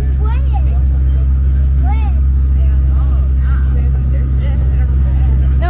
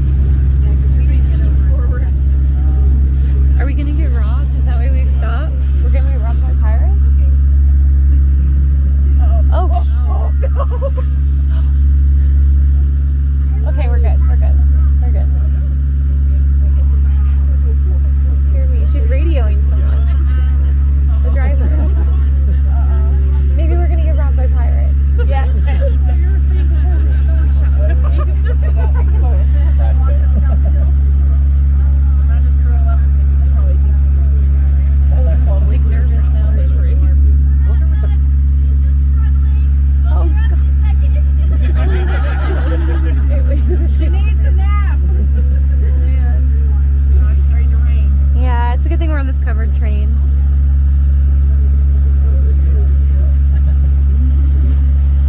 What do they do in this house? Do we just get off? We're just gonna walk back in the rain. Oh god, wait, someone's coming. Someone's coming out. Someone's coming out. They're coming to push us. I don't know what they're gonna do. What's the solution to this? The tracks can get a little bit wet, so we're having a little bit of traction problem. Oh my god. We'll get it taken care of. I'm scared. Okay. So tracks are a little wet. Will you get it up? So tracks are a little wet, guys. So a little bit of traction problems, but we'll have you here shortly. So Okay. No worries. I mean, it's good to be out of the rain for the time being. Yeah, it'd be worse if we were getting rained on. Oh, I'm nervous. I'm nervous. They're pushing us. No way. Oh my god, they are. Guys, I think I can. I think I can. I think I can. I think I can. It could be magic. Sorry about that, guys. Thank you. These houses here? No, those are new, I think. I feel like it was all a big field. In fact, this all used to be part of the park, if I recall correctly. It was gonna be more Evermore, but then they sold it off when they had their first money problems. There's the backstage gate. There's like a backstage access road. A lot of cables. Oh, a lot. Oh, okay.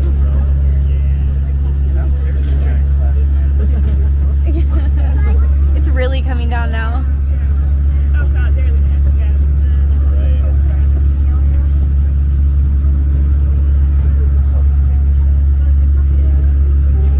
I'm not looking forward to getting kicked off the train and being in the rain. I was so worried I was gonna be so mad if Me they too. let us get off. And walk through the mud and the grass. Yeah. As long as we were allowed to keep sitting in the train, I was like, whatever. Yeah, same. Ooh, the wind. Oh gosh.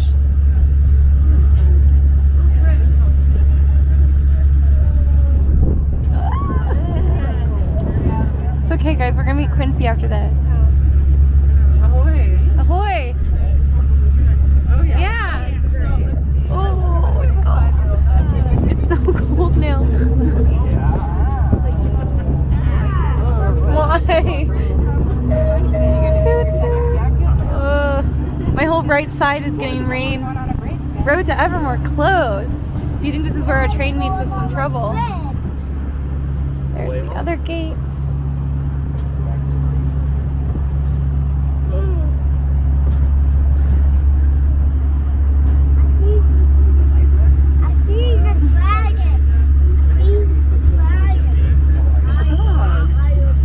Oh, stop There's a taking. doggy. Is it nice?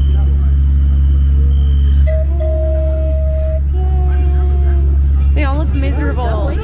Ah! They all look miserable. That's gonna be us in a second. It's so. Hi. God, it's a long line. Hello. Oh, the line is so terribly long. We have to do it. We do. We have to. It's the only other thing to do. I guess someone could do like hot chocolate runs while we're in the line. There's the llama paddock. Nice. Nicely done. Okay, I'm back. For me, it's only been a moment, but for you, it's been quite some time. I hope you enjoyed your tour of Evermore Park. I had fun. I always have fun on these trips, even when I know I'm going to something that's like a scam, in my opinion, or that I know is going to be like false advertising, in my opinion, or just not that good, in my opinion. I always have fun anyway, because it's fun to go places with my friends. We kind of make our own fun, as they say. That doesn't mean I'm going to softball it on what I think about the experience and whether it's worth what was charged for it, but I always have a good time. Okay, but now I want to talk to you about Quincy. I want to talk to you about Quincy. So first I need to give you a little Quincy context. I included some footage of it as we were going on our little journey. Quincy cut his line very early both nights. The first night, it was hella cold and we were eating dinner and we got in kind of late. So I feel like by the time we went in, it was already like a half hour after opening. And then we kind of did a circle around the park. So I think by the time we actually tried to get in line for Quincy, they'd been open for like an hour and a half. So that was our bad. There was a guy standing there. He told us they had already cut the line for Quincy. We were like, whatever. They'll be doing it again at 6 p.m. tomorrow. Oh, it's done for the whole night? Can we go in there? Can we just go in there? Not right now. No. Oh. I felt like I should meet Quincy because it was like the only thing that was really meant to justify the extra cost of the ticket. So even though I wasn't like someone that watched his content, I was like, I'm gonna meet Quincy. We're gonna see what that's like. And also I wanted to see how they had like decorated the tavern, if they'd made any like cosmetic or structural improvements to it since my last visit. And it was quite a long line because like I said, that was like the only added thing for the ticketed event. So it was a really long line all night, but I think that's why we didn't get in the line right away. We were like, let's circle around and get in the line when it's a little shorter. And then the line was closed because we were stupid. So the guy told us the line was closed. He's like, you can come back tomorrow night. So I was like, we will. We will come back tomorrow night and we will meet Quincy. So the second night, we were on a mission. The first night, the train seemed to have been closed all night. So that was like our first mission, is we thought maybe they only run the train before the sun goes down because they're scared of like running people over if it's too dark. We got to do the train before they close it. So we'll do that first. How long can that take? We're going to go straight to the train. We're going to ride it. And then we're going to continue around the circle to Quincy. We're going to get in line right then. So we should be in the Quincy line within like 40 minutes of park opening. But what we didn't expect about our train ride is that... Oh, God. She needs a nap.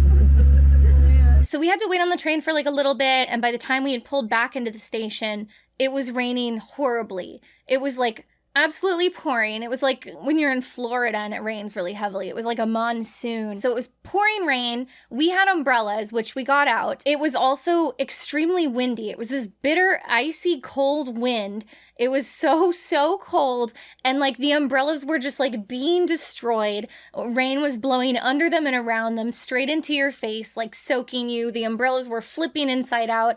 It was just a bad situation. And we walked by the Quincy line, and a lot of people had kind of bailed on it because of the horrible rain. Like it was just too much for everybody. We kind of crowded into the baking shop, the copper confection, and we were just like, we're gonna kind of wait out the most torrential part of the downpour. We can brave it a little more than most of the people here who don't have any umbrellas, but we're just gonna wait until like at least the wind kind of dies down.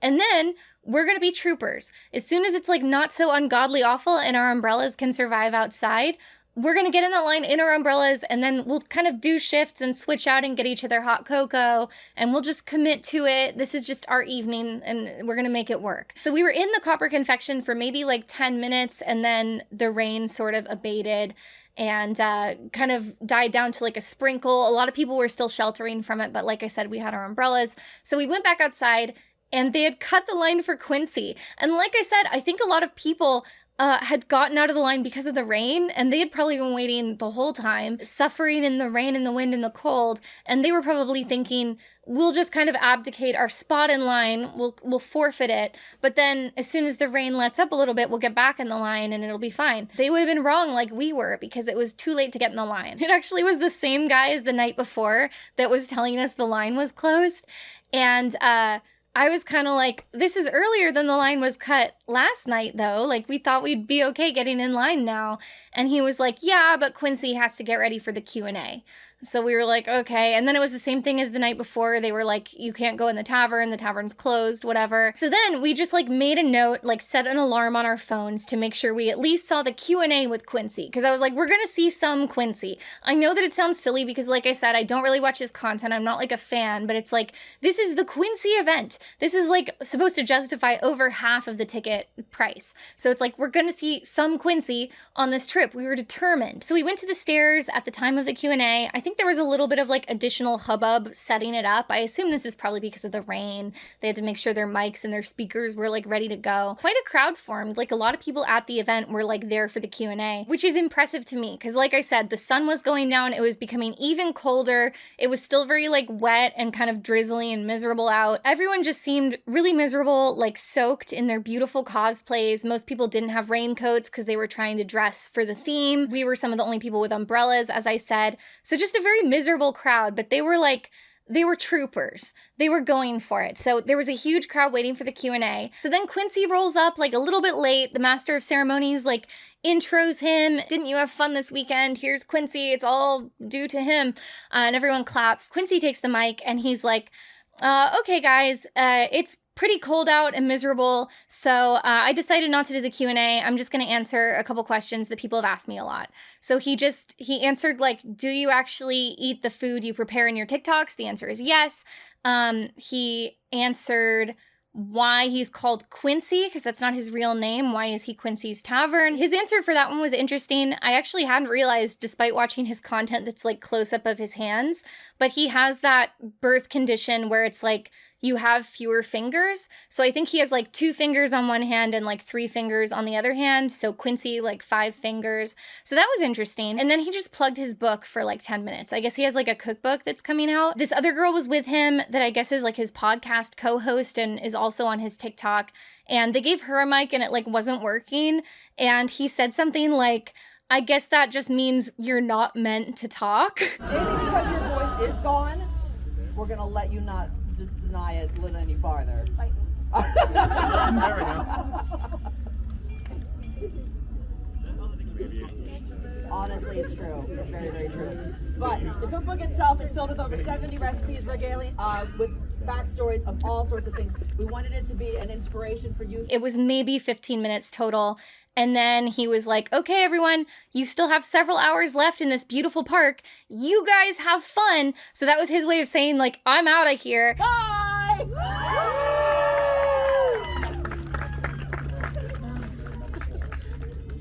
Okay, is this on? They had opened the back gate and brought in an SUV, and they just kind of bundled Quincy into the warm SUV and like drove him away. And they had like security, they had like guards.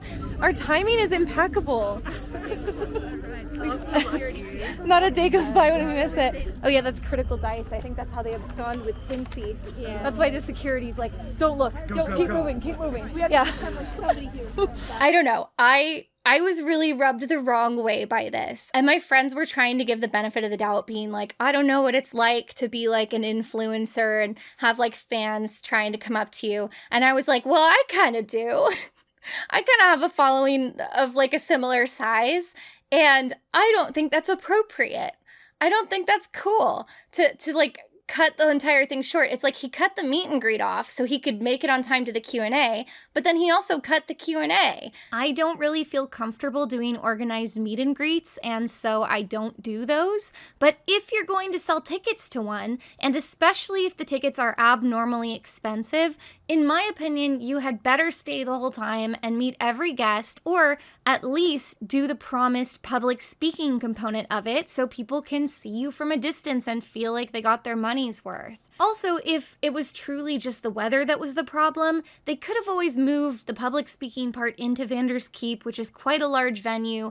All they would have had to sacrifice is their secret VIP lounge. He gave like the barest minimum time, plugged his product, and then left. There was like no pretense of like mingling or staying around. I know he was right that it was like cold and drizzly, but everyone that was standing there to watch his Q&A were even colder than him. At least Quincy had been in a building most of the weekend. He had been in the tavern with like the fire going and the doors mostly closed. So it was actually like the only warm building on the property.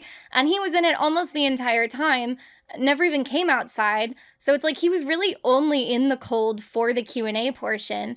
And he just wasn't even willing to do like an hour of token Q&A. So yeah, I was really rubbed the wrong way by that. And I want to add additional context. I feel like part of the reason they brought all these influencers out is even though it wasn't their event, and to my knowledge, they didn't make any of the ticket proceeds, the influencers were also a draw for fans to come out because they were also saying on TikTok they were going to come. A lot of people were also trying to meet them and get pictures with them. And as I said, I have a conspiracy theory that these people received free tickets, so at least they didn't pay to go. But I do feel like if they're part of the draw for guests to come out and meet, they should be compensated in some way, the same as the DMs. And like I said, I don't know, I can't prove that none of them were paid, but I strongly suspect they weren't because they had like something like 30 DMs and like even more influencers. And I just don't think that Evermore would be willing or even necessarily able to cover flights and accommodations for all these people. And to be clear, I think especially in the case of the DMs, those people shouldn't have had to pay anything. Their flights should have been free. Evermore should have put them up in a hotel, and they should have paid them for, like, you know, an hourly wage for the games they ran. And then maybe even beyond that, because I'm sure it took a lot of preparation before the convention to like write out the game and how it was going to go. And also the reason I bring up the other influencers is like a lot of them were actually wandering the park in the cold, interacting with fans and like filming TikToks with them and like mingling with them and taking pictures. And I just find it even more egregious that like Quincy didn't do that at any point when it was his event and he was supposed to be like the draw, when a lot of other influencers who probably didn't even get a cut of the ticket sales were doing much more, in my opinion. One person in particular stood out to me. There was a guy in attendance called like TikTok Satan or something. There's like a CW show about Satan. It's like a hot Satan. And this guy looks like him. So he films TikToks where he like lip syncs to audio from the show. And the novelty is that he looks like the guy from the show. And I think he also lip syncs to like other audio. And I think he probably spun off into doing like other cosplays. But his main thing is he looks like the guy from the Devil show on the CW. My first love was never Eve. It was you, Chloe. It always has been. A lot of them were very like thirst trappy, and not to like engage in stereotypes, but when we had seen this guy posting that he was one of the guys going, of all the people that I would have assumed would be like some kind of diva, I would have probably thought this guy was. And again, that's like stereotyping. That's not nice of me, but that would have been my impression. And when I tell you that at the event, this guy was working, he might as well have been employed by the park. It's like when you meet Gaston at Disneyland. Like, you're not going to catch Gaston hanging out with his friends or like eating on the job. Like, Gaston is there to entertain guests and to take photos with them. And that was the vibe he was putting out. The whole weekend, he was like outside, he was taking pictures with people, he was like approaching them and making very natural conversation with them. Like, he came up to us and took a picture with us. And I was just thinking, dang, like, I hope they're paying this guy. And I'm pretty sure they're not. But like, they should be, because it's like he's doing more labor than the people whose event this is. A+ recommendation from me. Genuinely nice guy who was like putting in a ton of work for something where I don't even think he was getting paid. So good on him. And there were a couple other influencers like that too. And it's like, he's just the one that I remembered because he has a very specific brand. But there were a couple other influencers that were also like that. They were in the trenches, interacting with guests, taking photos, filming TikToks with them, and just like providing a service to the people that bought the general admission tickets, which I think is above and beyond, and which I think is honestly unfair of them to be expected to do that labor. Okay, so I do want to tell you guys about the happiest occurrence during my visit. A couple park employees approached us who had seen my video and were fans of it. I'm not going to say which ones because I don't know if Ken would approve. He probably wouldn't care. I mean, he didn't end up trying to sue me or anything, so maybe he's like chill about it. But I don't know. I don't want to risk getting anyone in trouble. So the point is kind of moot because the employees in question have apparently been fired. For some reason, people are getting fired all the time. It sucks, doesn't it? But that's just Evermore. And it wasn't related to them liking my video, so... at least not to my knowledge. I was actually wearing a goblin mask my whole first day in the park. It kind of reminded me of that scene in Labyrinth where Sarah goes to that goblin masquerade and everyone's in those freaky masks. It's very much that vibe, which is why I liked the mask, which is why I got it for my trip. I was just afraid that if any employees recognized me, they would conclude that I was there to make trouble, not in like a making content way, but maybe they thought I was going to like cause a scene or something. So I was afraid they would bar me entry or kick me out, and even worse, kick my friends out, and then I would feel responsible. But then on the second day, since it was the second day, it was the last day of the thing, I felt the stakes were lower, so I didn't bother with the mask. Also, it's pretty dark inside the park and it was raining, so I just didn't think anyone would be looking at my face that closely. But it turns out that at least some of the people working there are not mad at me about the video. And these employees actually had seen me from a distance and prepared me a little gift bag of Evermore things. They gave me a couple print-offs of maps from the concept art. I think it was the same ones that were hanging up on the walls of Vander's Keep that I kind of zoomed in on. So like the map of Aurora and stuff like that. So not like theme park map brochure things, but like maps that I'm probably gonna put in a little frame and put on my wall in this room.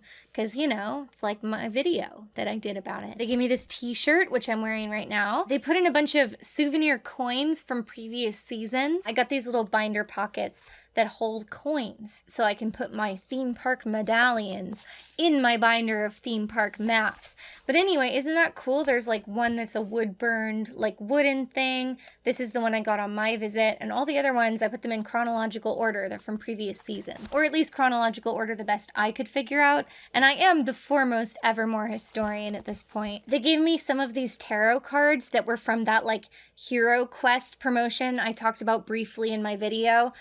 From one of the first lore seasons. So I was very hype about that because this is like early Evermore history. And it's just so crazy to me. Like, it's very surreal to have in my possession things that I had like uncovered in my research and, you know, seen in videos and stuff. This is one of the quest cards from the season when Jenny D went. I don't know. I'm just so stoked. I'll get to the ones on the bottom in a second, but this is another quest card. And then this is actually a receipt.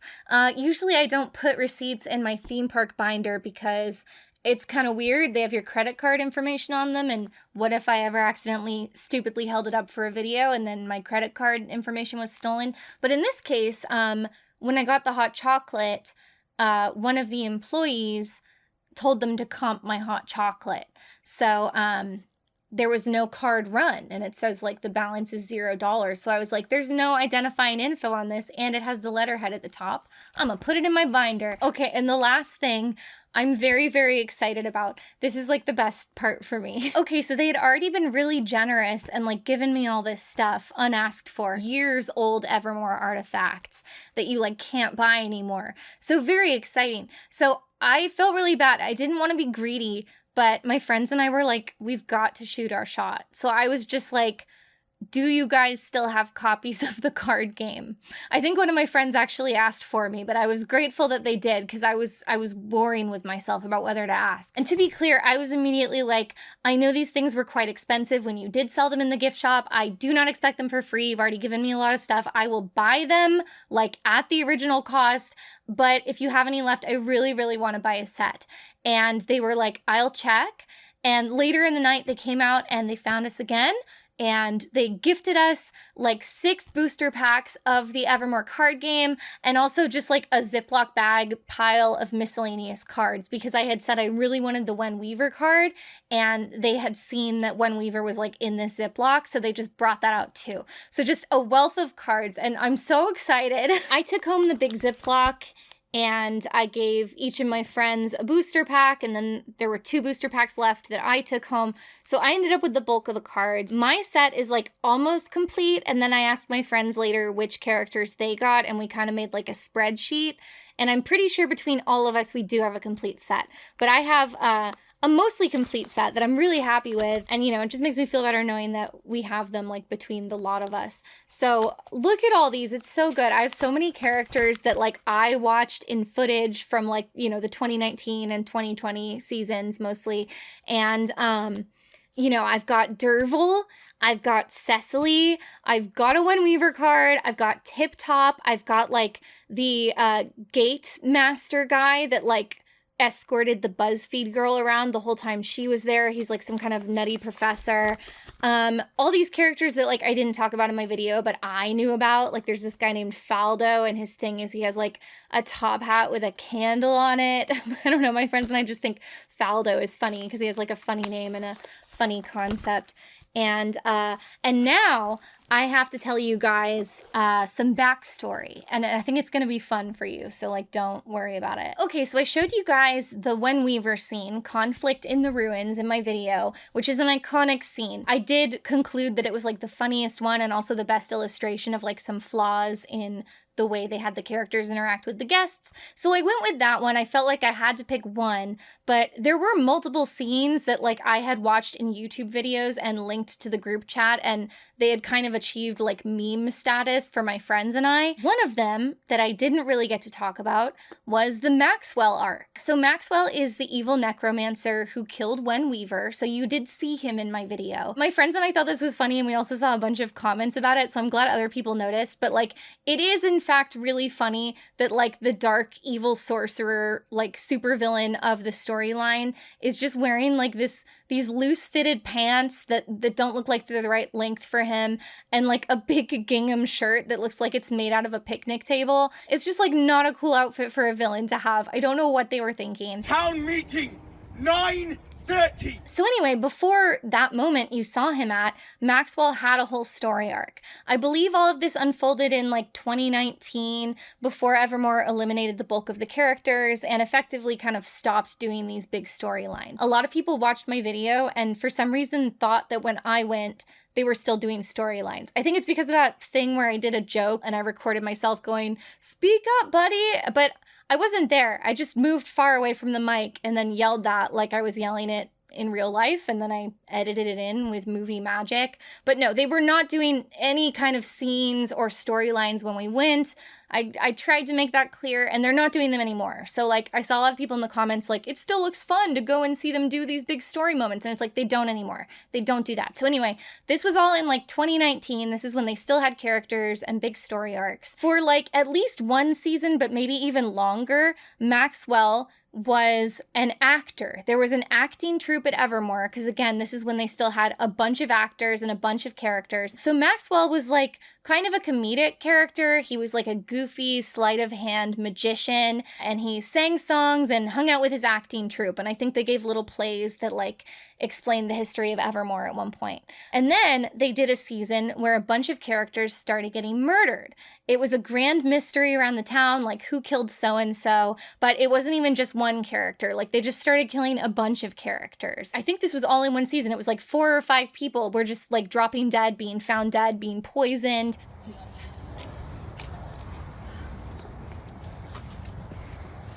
Under the authority of Ozymandias Flynn, Chief Inspector, has declared Benjamin Scuff officially deceased. We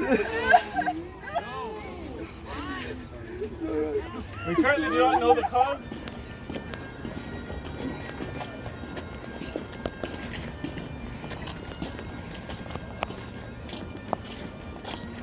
And then the twist is, it was Maxwell the whole time. Maxwell reveals he's not just an actor and a magician, he's actually a super evil necromancer serial killer. And after they reveal it, they paint like black veins around his eyes to be like, he's evil now, even though he's still wearing his like picnic top. And for the record, none of this makes sense. One of the victims was like Maxwell's best friend. Other characters were people he'd never even interacted with. There was just no motivation for these murders. And in my opinion, that's because none of this was decided ahead of time. I'm sure they wrote the murders without an ending in mind, just thinking that murders would be a cool mystery. And then they were like, oh, we have to decide who actually did this. And then the Maxwell actor maybe thought it would be cool to play a villain, or maybe since he was such a gregarious character, the writers thought that would be the biggest twist if it was him, because you wouldn't expect it to be Maxwell. But like, that's also why the twist sucks, right? Because you couldn't have figured that out. And then once you do find out, there's no explanation for why Maxwell did that. They didn't even retroactively try to think of a reason. Or I asked a character actor about it later, and they like gave me this long explanation. So I think to the writers, they eventually decided on a reason, but this would not have been clear to the guests. There's vlog footage where players go to him in jail and try to ask why he did it, and he's just like, I guess I did it because I'm so evil, which is like no answer at all. Like there was just no motivation at all. What did the people do that you killed? Well, which one do you want to hear about? There were 17. Oh. Lily, that one was unfortunate. Yes, Lily, it's all right. Soon you'll see what it was all for. Soon you'll see that everything will come to fruition. Excuse me? You'll see. Can you tell me why? Sure, a twist. I do love a story, don't I? Need a twist ending. Was it ever him? Was he innocent all along? Right, where have you? A twist ending. Or was he right? Was he always right? Guess we'll find out, won't we? We will. We will. And then they have one scene where Maxwell is escaping from imprisonment, and he throws a fireball and is like, It's time to play with the monster that you created. that's like the funniest thing a villain with no discernible motivation can say. Because then immediately everyone's like scratching their heads, like, how do we create this monster? We don't even know why he did all that stuff because he won't tell us. Now it's time to play. Shall we play a bit?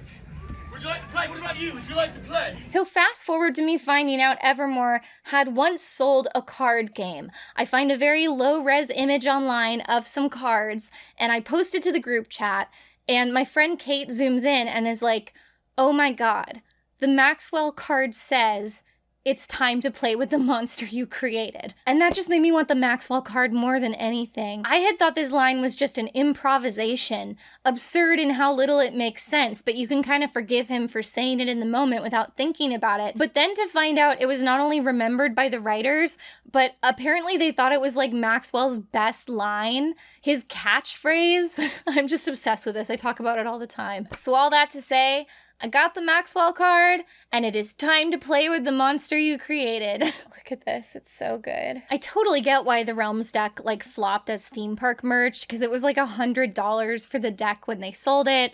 I heard it doesn't even function that well as a card game, and like the webpage you were supposed to go to explain the rules is now defunct. Casual guests would have no interest in these cards. But for me, as like an artifact of all the glory days of Evermore characters, it's so good. I'm so happy to have it. It's so, There's also this whole thing, like the Maxwell actor liked to sing. Like sometimes he would hang out with the dwarves and sing like Panic at the Disco covers. Walking the long road, watching the sky fall. The lace in your dress tangles my neck.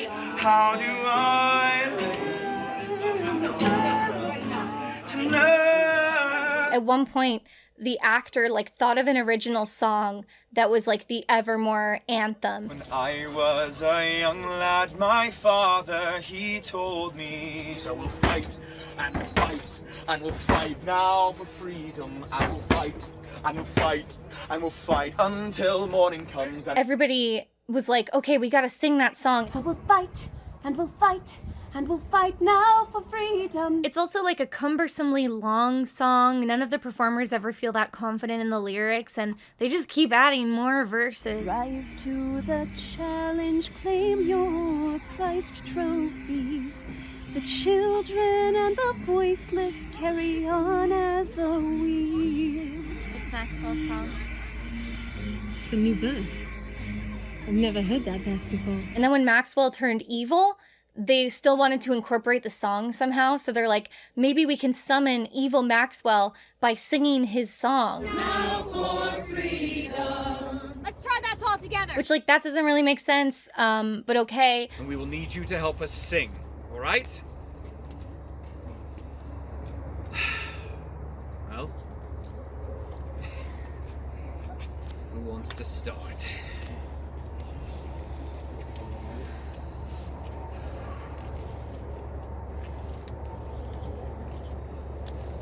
When I was a young lad, my father, he told me to raise up my sword and to fight against villainy. Come now, my brothers, my sisters, my friends. Tonight we will fight until this battle ends. Jump now to action, claim your sweet victories. Rise to the challenge, earn your prize trophies. So they do it and like it works. And we'll fight, we will fight, we will fight until victory's won. Maxwell! Hello!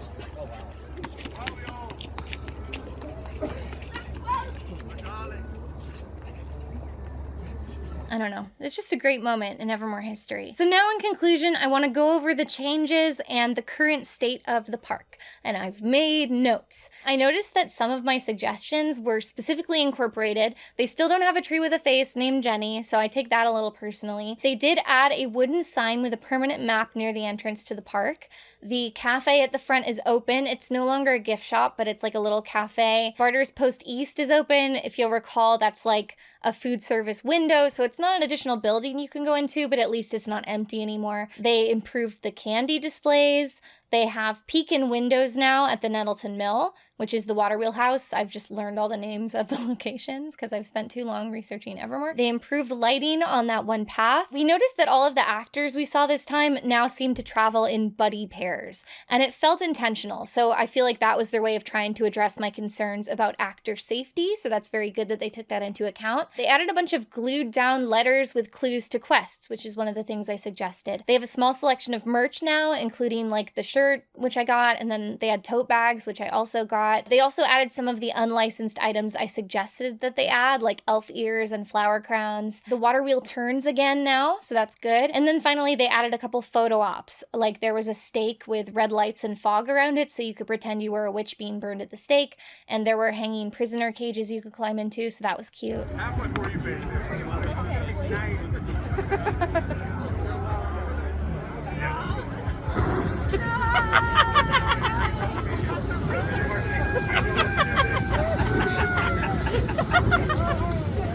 Oh, my ears! You're not done yet, keep working. And then other good things that I did not specifically suggest, they added those interactive push buttons. I think there were about 6 total. The spooky crypt was open this time, and I thought it was pretty cute. It wasn't comparable to like a proper haunted house, and it was pretty small, and there were no actors in it. It was just like mannequins and stuff. But I like seeing themed walkthroughs. It was better than it being closed. And then hold on to your hats. I also have a list of bad things. There are still no park maps. I have to say it. It's a small thing, but I have to say it. At least not like the brochures that you can carry around and put in your binder. The lighting was only really improved on the specific pathway I singled out as a hazard in my video. I didn't get the impression that they had really assessed other pathways. It seems like they literally just factored in the specific part I pointed out and showed footage of, and then didn't touch anything else. And there were still plenty of trip hazards, as I highlighted earlier. I said the actors were now in pairs for their safety, which when I said that, you were probably like, that's huge. That's a great change. And I agree that's a great change. But I also need to say, we only saw like 4 actors the entire time we were in the park. And since they're now in pairs and take turns interacting with the guests, that means there were effectively 2 actors, because you would just like one would stand back and the other one would interact with you. So not only have they basically cut the cast in half by making them travel in pairs and just switch off doing things, but also the cast is much smaller than when I went. And when I went, it was already pretty small. So at Disney, they have a job title called character hosts, which I kind of mentioned in my video. These aren't character performers, they're just normal cast members, and they're like the wingman to the character performers. So you don't have to pay them as much as the characters are probably making. When you have situations where like Mickey Mouse can't be rude and tell guests that they're taking that long and their turn is over, the character host can step in and do that. And they're not obligated to stay in character. And I wish Evermore would create a job position like that so they could have somebody kind of bodyguarding the characters and hovering and making sure they're safe, but then they don't have to cut into the already very small roster of available character performers. Because that's huge. The fact that they only had like a couple characters, that's really bad. And again, it needs to be emphasized they had even fewer actors than the last time we went, and this was for a highly publicized special event. So I would expect them to like be pulling out all the stops for this. So if it was this sparse when we went with this many people in the park, including influencers they knew would be filming things, like how bad is it normally? So my friend who's local tracks the socials of the parks, and apparently in the season leading up to the Convergence, there were many days with literally 0 actors in the park. And this wasn't disclosed to guests. Like people in the fan groups would be on there like, hey, did anyone go this weekend? Did they have actors? And then someone would reply back like, I went, and no, they didn't, frowny face. And also for the record, one thing that's interesting about Evermore fans is I've noticed when stuff like this happens and they're disappointed by something in the park that's been cut or withheld from them, they never feel betrayed by the park. They're never like, hey, wait a second, where do they get off opening the park and charging us money and not even having any actors? They act like it's an act of God. They act like it's nobody's fault, as if the park, as if it rained, as if it's just a change in the weather that's disappointing but cannot be helped. I don't understand it. In fact, actually, I mentioned those push buttons that play audio cues as a positive addition, but I actually think the push buttons are being used as a justification to have the park understaffed so often. One of the last times I looked at the website, I noticed that, if I recall correctly, it didn't promise actors, it promised quests. And if you've consumed any other media about Evermore, or if you look at the pictures that have like goblins in prosthetic masks and stuff, you would reasonably assume that quests means there are actors giving you quests and taking part in the quests. If they just have the push buttons, if someone complained and was like, there were no actors, they could technically say, we didn't say there'd be actors, there are quests. If you push the button, it'll give you the quest. And obviously that's not the same thing, but I think that's how they're looking at it. So in a way, even though the push buttons are like an extra thing they've added, they've utilized it in order to take things away. So it's actually kind of a net negative for the park. Next point, the train apparently has operational issues. We didn't realize that on our previous visit. We still didn't see anyone in any prosthetics, just, you know, basic costumes. I also had seen on TikTok that Evermore got this big dragon suit.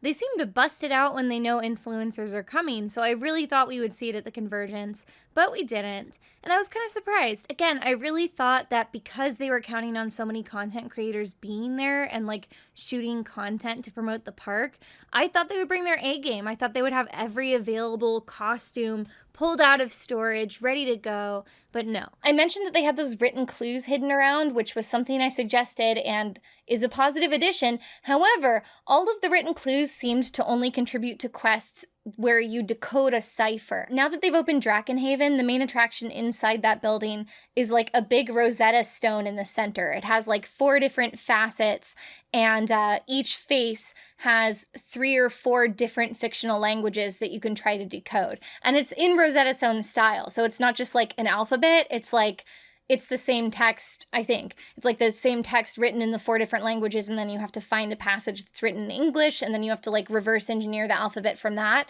which you could do, but like how time consuming, what busy work. So then there are a lot of scraps of paper all over the park written in these fictional languages, and some of them are quite wordy, but also you don't immediately know which language because the characters look pretty similar from language to language, and then the key to the languages is on this big dimly lit stone across the park. So honestly, this all just feels like an activity where if you were a local who comes all the time, you would maybe take a picture of the stone and then redecode the alphabet at home so you don't have to do that anymore, and then take pictures of the scraps of paper and then also take those home and kind of solve them in the quiet of your home, because the idea of doing that in like a busy theme park with not a lot of places to sit sounds like such a headache. And also some of the encrypted messages were written in the catacombs where it's super dark, and also you have a line of people trying to come through the haunted house behind you.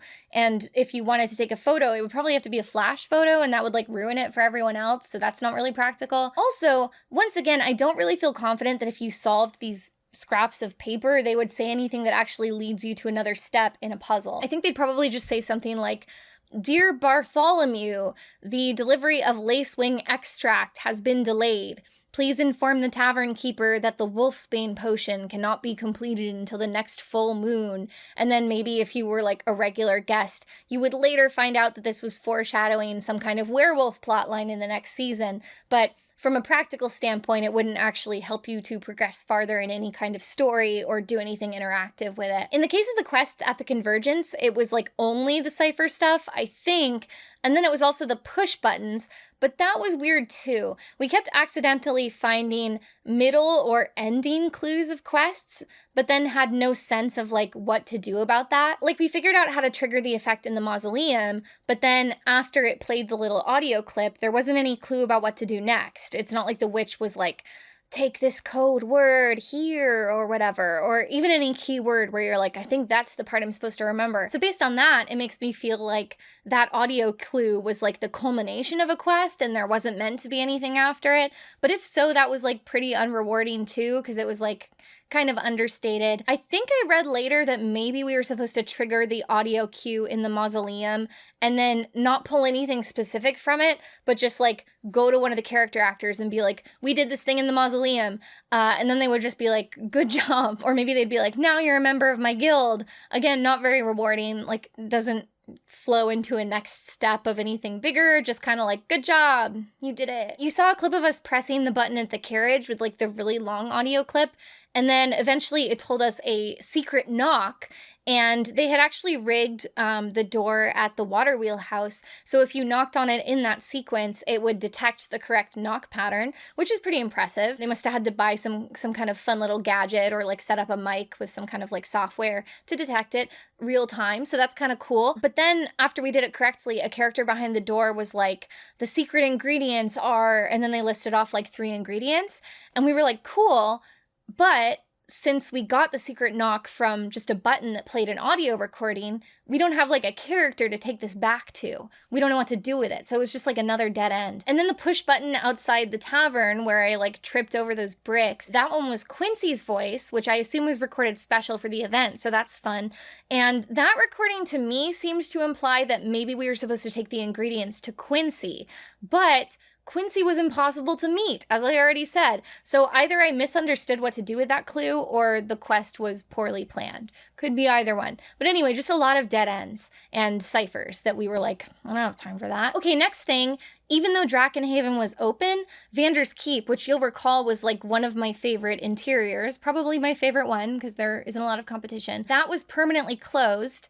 And it just like went out of business, and now it can only be rented for special events. So it doesn't have like a normal kitchen staff. It's not like prepared to really reopen. That's why they just served pizza in it to the VIPs. So I can't really say we gained a building. It's more like the law of equivalent exchange. Oh, also in the case of this special event, we also couldn't go into the tavern because they had blocked it off for the Quincy meet and greet. And then even when he was done meeting and greeting in there, I think what happened is basically Quincy had maybe left like one of his things in there, or maybe toyed with the idea of leaving one of his things in there. And I think they had also put like an LED light box there for the meet and greet photos. I'm sure after he was done with the meet and greet, they could have just sent a runner to talk to Quincy and be like, hey, did you leave anything in the tavern that would prevent us from reopening it to guests? And he probably would have said no, or maybe like, I left my notebook, and then they could just go grab the notebook, or he could go do it for like a couple minutes. But instead they just like left everything where it was, and then they locked up the tavern. So even when it wasn't being used as a meet and greet, it was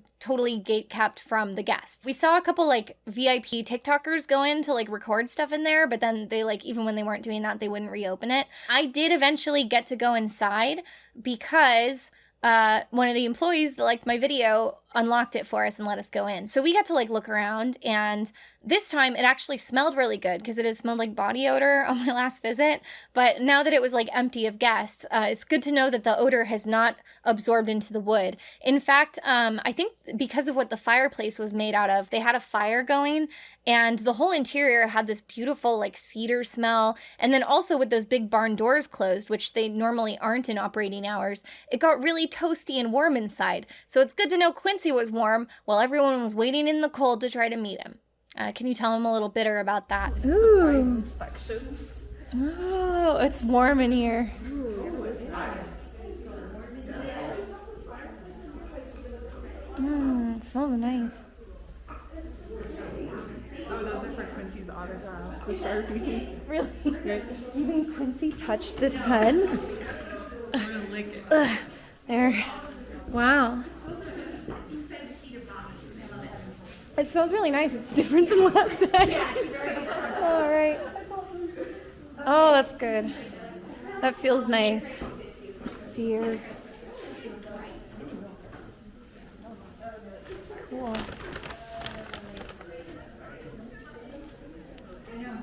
The boar. Heard it's hard to get licensed in Utah as anything other than like a restaurant. Yeah, Utah's alcohol licenses are really tough. Kirsten, you're in my panty. This is like a private event, okay. So like this event, you know, this Quincy's Tavern event is a private event, Mhm. so the laws are a little bit looser. Right. But for the most part, yeah, it is pretty tough. The issue with this space is there's not like a hand washing sink. So it's not prepared for food service. Yeah, so it's not prepared for food service. So it's a bit of a game of like just working with what you've got, you know? Yeah. So yeah, no, I don't think there was the thought of like it might be good to have this be food service ready. Yeah. Which is an odd choice to be sure, you know? It is. It's odd. Yeah, it is an odd choice. It is an odd choice. So anyway, that's just yet another building interior that was like kept away from people. Oh, and also like it was kind of the same as my last visit. So, but it was cool to be in there with the doors closed. It definitely felt more like a tavern without those big barn doors open. And it was nice to be warm for a minute. But yeah, like if I hadn't been a YouTuber, we wouldn't have been able to get in. I just think that's so silly. Like, couldn't they have just sent a runner to be like, hey, let's establish why we can't reopen this building, because we don't have that many buildings and it's really cold out and it's raining. So like, let's do whatever small task we have to do and move this little light box, unplug it and move it somewhere else to a back room. And then we can let people in the tavern because there's no reason not to. But just another one of those cases of like, I think people not bothering to communicate tasks that needed to happen, or not willing to delegate, or just it didn't occur to anybody. But there again, it's like another building that's not accessible when they already have so few. And then the final point on my list under bad things is that the food offerings were underwhelming. I did think like the Mrs. Fields styled cookies were like a nice addition. I think the hot chocolate was like just from a mix and then they squirted salted caramel into it, but I like that. I have those Keurig pods that make hot chocolate, so I'm not above mixed hot chocolate. As far as like actual food, it's like the only savory thing they really had was like a pulled pork sandwich and some fries at the cafe at the front. And that was kind of it. Like, not a variety of options and nothing that's really themed. So it definitely makes better sense to just like not buy anything in the park and eat before you go or snack after. So in conclusion, if you're wondering, is it better? The answer is no. I do appreciate the aesthetic improvements, and I wanted to list all of the small things I noticed that had changed because I want to give credit where credit's due, especially because I don't think Ken is the one behind those changes. I think it's all of the creative employees and the people that are like boots on the ground improving things all the time. I don't want their efforts to go unnoticed or unappreciated, especially because I feel like they're probably given very few financial resources to make these changes. So again, I listed them out, but I don't want people to hear that list and be like, so the park is great now. It's still not. Like, all of the biggest flaws I named are still very present. This still doesn't make the park a worthwhile attraction to visit, especially if you're coming from out of town, which a lot of people asking if it's worth it would be coming from out of town, and it's like, don't do it. Don't do it. It's still extremely similar to when I went. Still a lot of unfinished buildings, locked buildings you can't enter, things that are very visibly and jarringly incomplete. Certainly fewer actors, and in fact no guarantee that you'll see actors at all. The whole park remains mostly a vendor marketplace, and even that is just like 5 or 6 vendor booths, so you might as well just like shop on Etsy or go to an actual Ren fair. And also, in my opinion, it's weird that you have to pay to access the marketplace. In my opinion, from a value standpoint, in its current state, admission should just be free.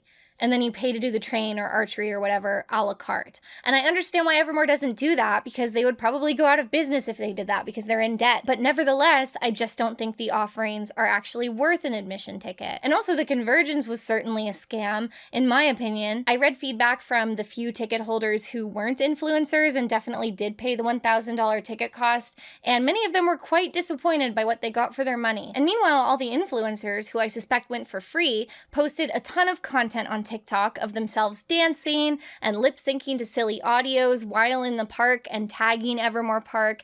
And I think they probably gave the impression to a lot of people that Evermore is the place to be. They didn't show the actual park attractions or lack thereof, so in my opinion, their viewers are sort of being scammed, because if they now pay to travel there because of what they saw, I assume they'll be disappointed. And I suspect the influencers paid out of pocket for flights and for like an Airbnb, and if so, even they got scammed, in my opinion. I guess everybody got scammed, in my opinion, except Quincy. And although I don't know what cut he took home from this, so maybe even he was scammed. Maybe they just used his name to like take advantage of his following, and he was just good-natured and went along with it. Who knows? I should give Quincy the benefit of the doubt too. Maybe everybody was scammed. We can all say we were scammed. I'll be generous. You know, I've noticed a strange phenomenon since publishing my Evermore video. And even just in having conversations with people about Evermore when they find out I've gone. A lot of people in the fandoms and communities that this park is targeted toward will hear that it bills itself as some kind of live-action D&D adventure park. And they'll ask, is it good? And they'll so want me to say yes. And I'll say, no. It's not really what it advertises itself to be, in my opinion. There isn't good food, it's just busy work, there's no leveling up mechanic. Some of the ambiance is nice, but most of it is really obtrusively incomplete. And then the person I'm talking to will say, so what you're saying is it's not perfect, but still a worthy diversion for fans of D&D to check out. And I'll be like, no, I didn't say that. I said it's not worthwhile. I guess maybe if you're local and you're really into cosplay, you might find it worth going for like a couple hours, but even then it's really only going to provide a vaguely themed backdrop for you to take photos against. And then the person will say, so what you're saying is, for true fans of the genre, there's plenty to enjoy. And then I'll just give up. Sure. You know what? Yeah. That's what I said. Like, I truly feel my critiques go in one ear and out the other. It's just confirmation bias. For a certain subset of people, they really, really want a park with this premise to be what it purports itself to be, and it just isn't. And I try to be fair, so when small things are done right, I want to acknowledge them and I want to highlight them, but I was wary even talking about them in this video because I know for the people that want the park to be good, they're going to hear that part and ignore all the stuff I said after it, even though to me the bad outweighs the good, even today, even after they've tried to make minor improvements. To this kind of person, they only hear the good stuff I say, they tune out for all the bad stuff that they don't want to be true, and then they book a flight out from London to spend a 2-week honeymoon in Pleasant Grove, Utah, and they're like, I heard it's great. So in that way, I think my coverage has massively helped the park. I got a ton of comments on my video being like, even though you said it's not that good, I'm a big nerd. Unlike you, clearly I'm not a big nerd, even though I knew about this random obscure theme park and did all this research. But clearly the reason I didn't enjoy it is I just don't understand LARP or having fun or being nerdy. And for true nerds, they're gonna go and love it. And then they do. They comment on my video, I went. Well, I agree it's not perfect. I went anyway for some reason, and I flew really far and spent a lot of money, and it's like, okay, man, sure. So yeah, I think I probably helped Evermore make more money than it did before I covered it, and to that I say, whatever. Who cares? Nobody can say I didn't try to warn them for like 4 hours, and if they decide that it doesn't seem like a scam to them, or they don't care if they get scammed, that is on them. And there are nice people working at the park, and maybe they can be employed for as long as possible. That's cool too. I hope they're treating them better now. We just don't know. And also, I learned a lot of other alleged employee abuse things after my video came out. Like apparently they had seasons where they just didn't pay the haunt actors at all, allegedly. So not only were they asking them to come in off the clock and do like weeding and stuff that wasn't in their job description, they were asking them to come in on what should have been on the clock and do their job description of acting and performing and being scare actors, but still not get paid, which sounds to me more illegal than the other thing I already mentioned, which already sounded illegal to me. But I don't know if it is, and all of it's alleged, so I don't know. Maybe it's not true. I don't know. I can't be sued because I don't know if it's true, and I'm not saying it happened. That's just what I heard. But I do think it's interesting that the people who are so willing to believe only the good of the park are seemingly ready to completely ignore all the employee stuff. They never even acknowledge that. I guess it doesn't matter to them, or maybe the employees aren't nerdy enough to appreciate allegedly being exploited at their workplace. And if they were cooler and nerdier and more into D&D, they wouldn't complain so much, right? Anyway, maybe the park will get a little better every year and also a little bit worse every year, but then still somehow eventually reach some equilibrium where it's a great park. Yeah.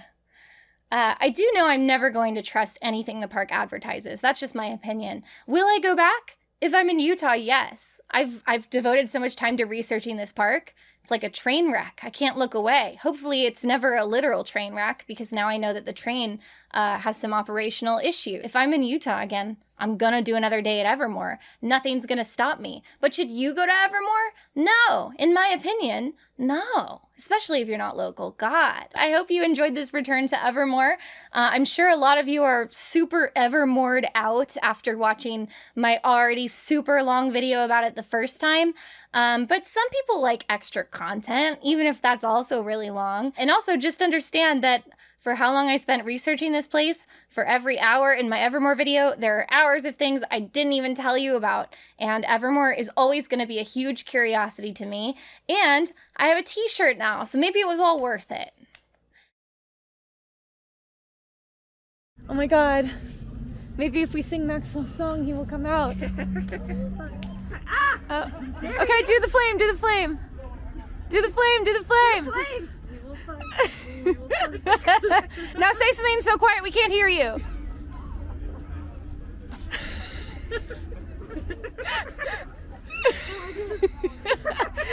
No! Maxwell, no! Town meeting tonight. Yes.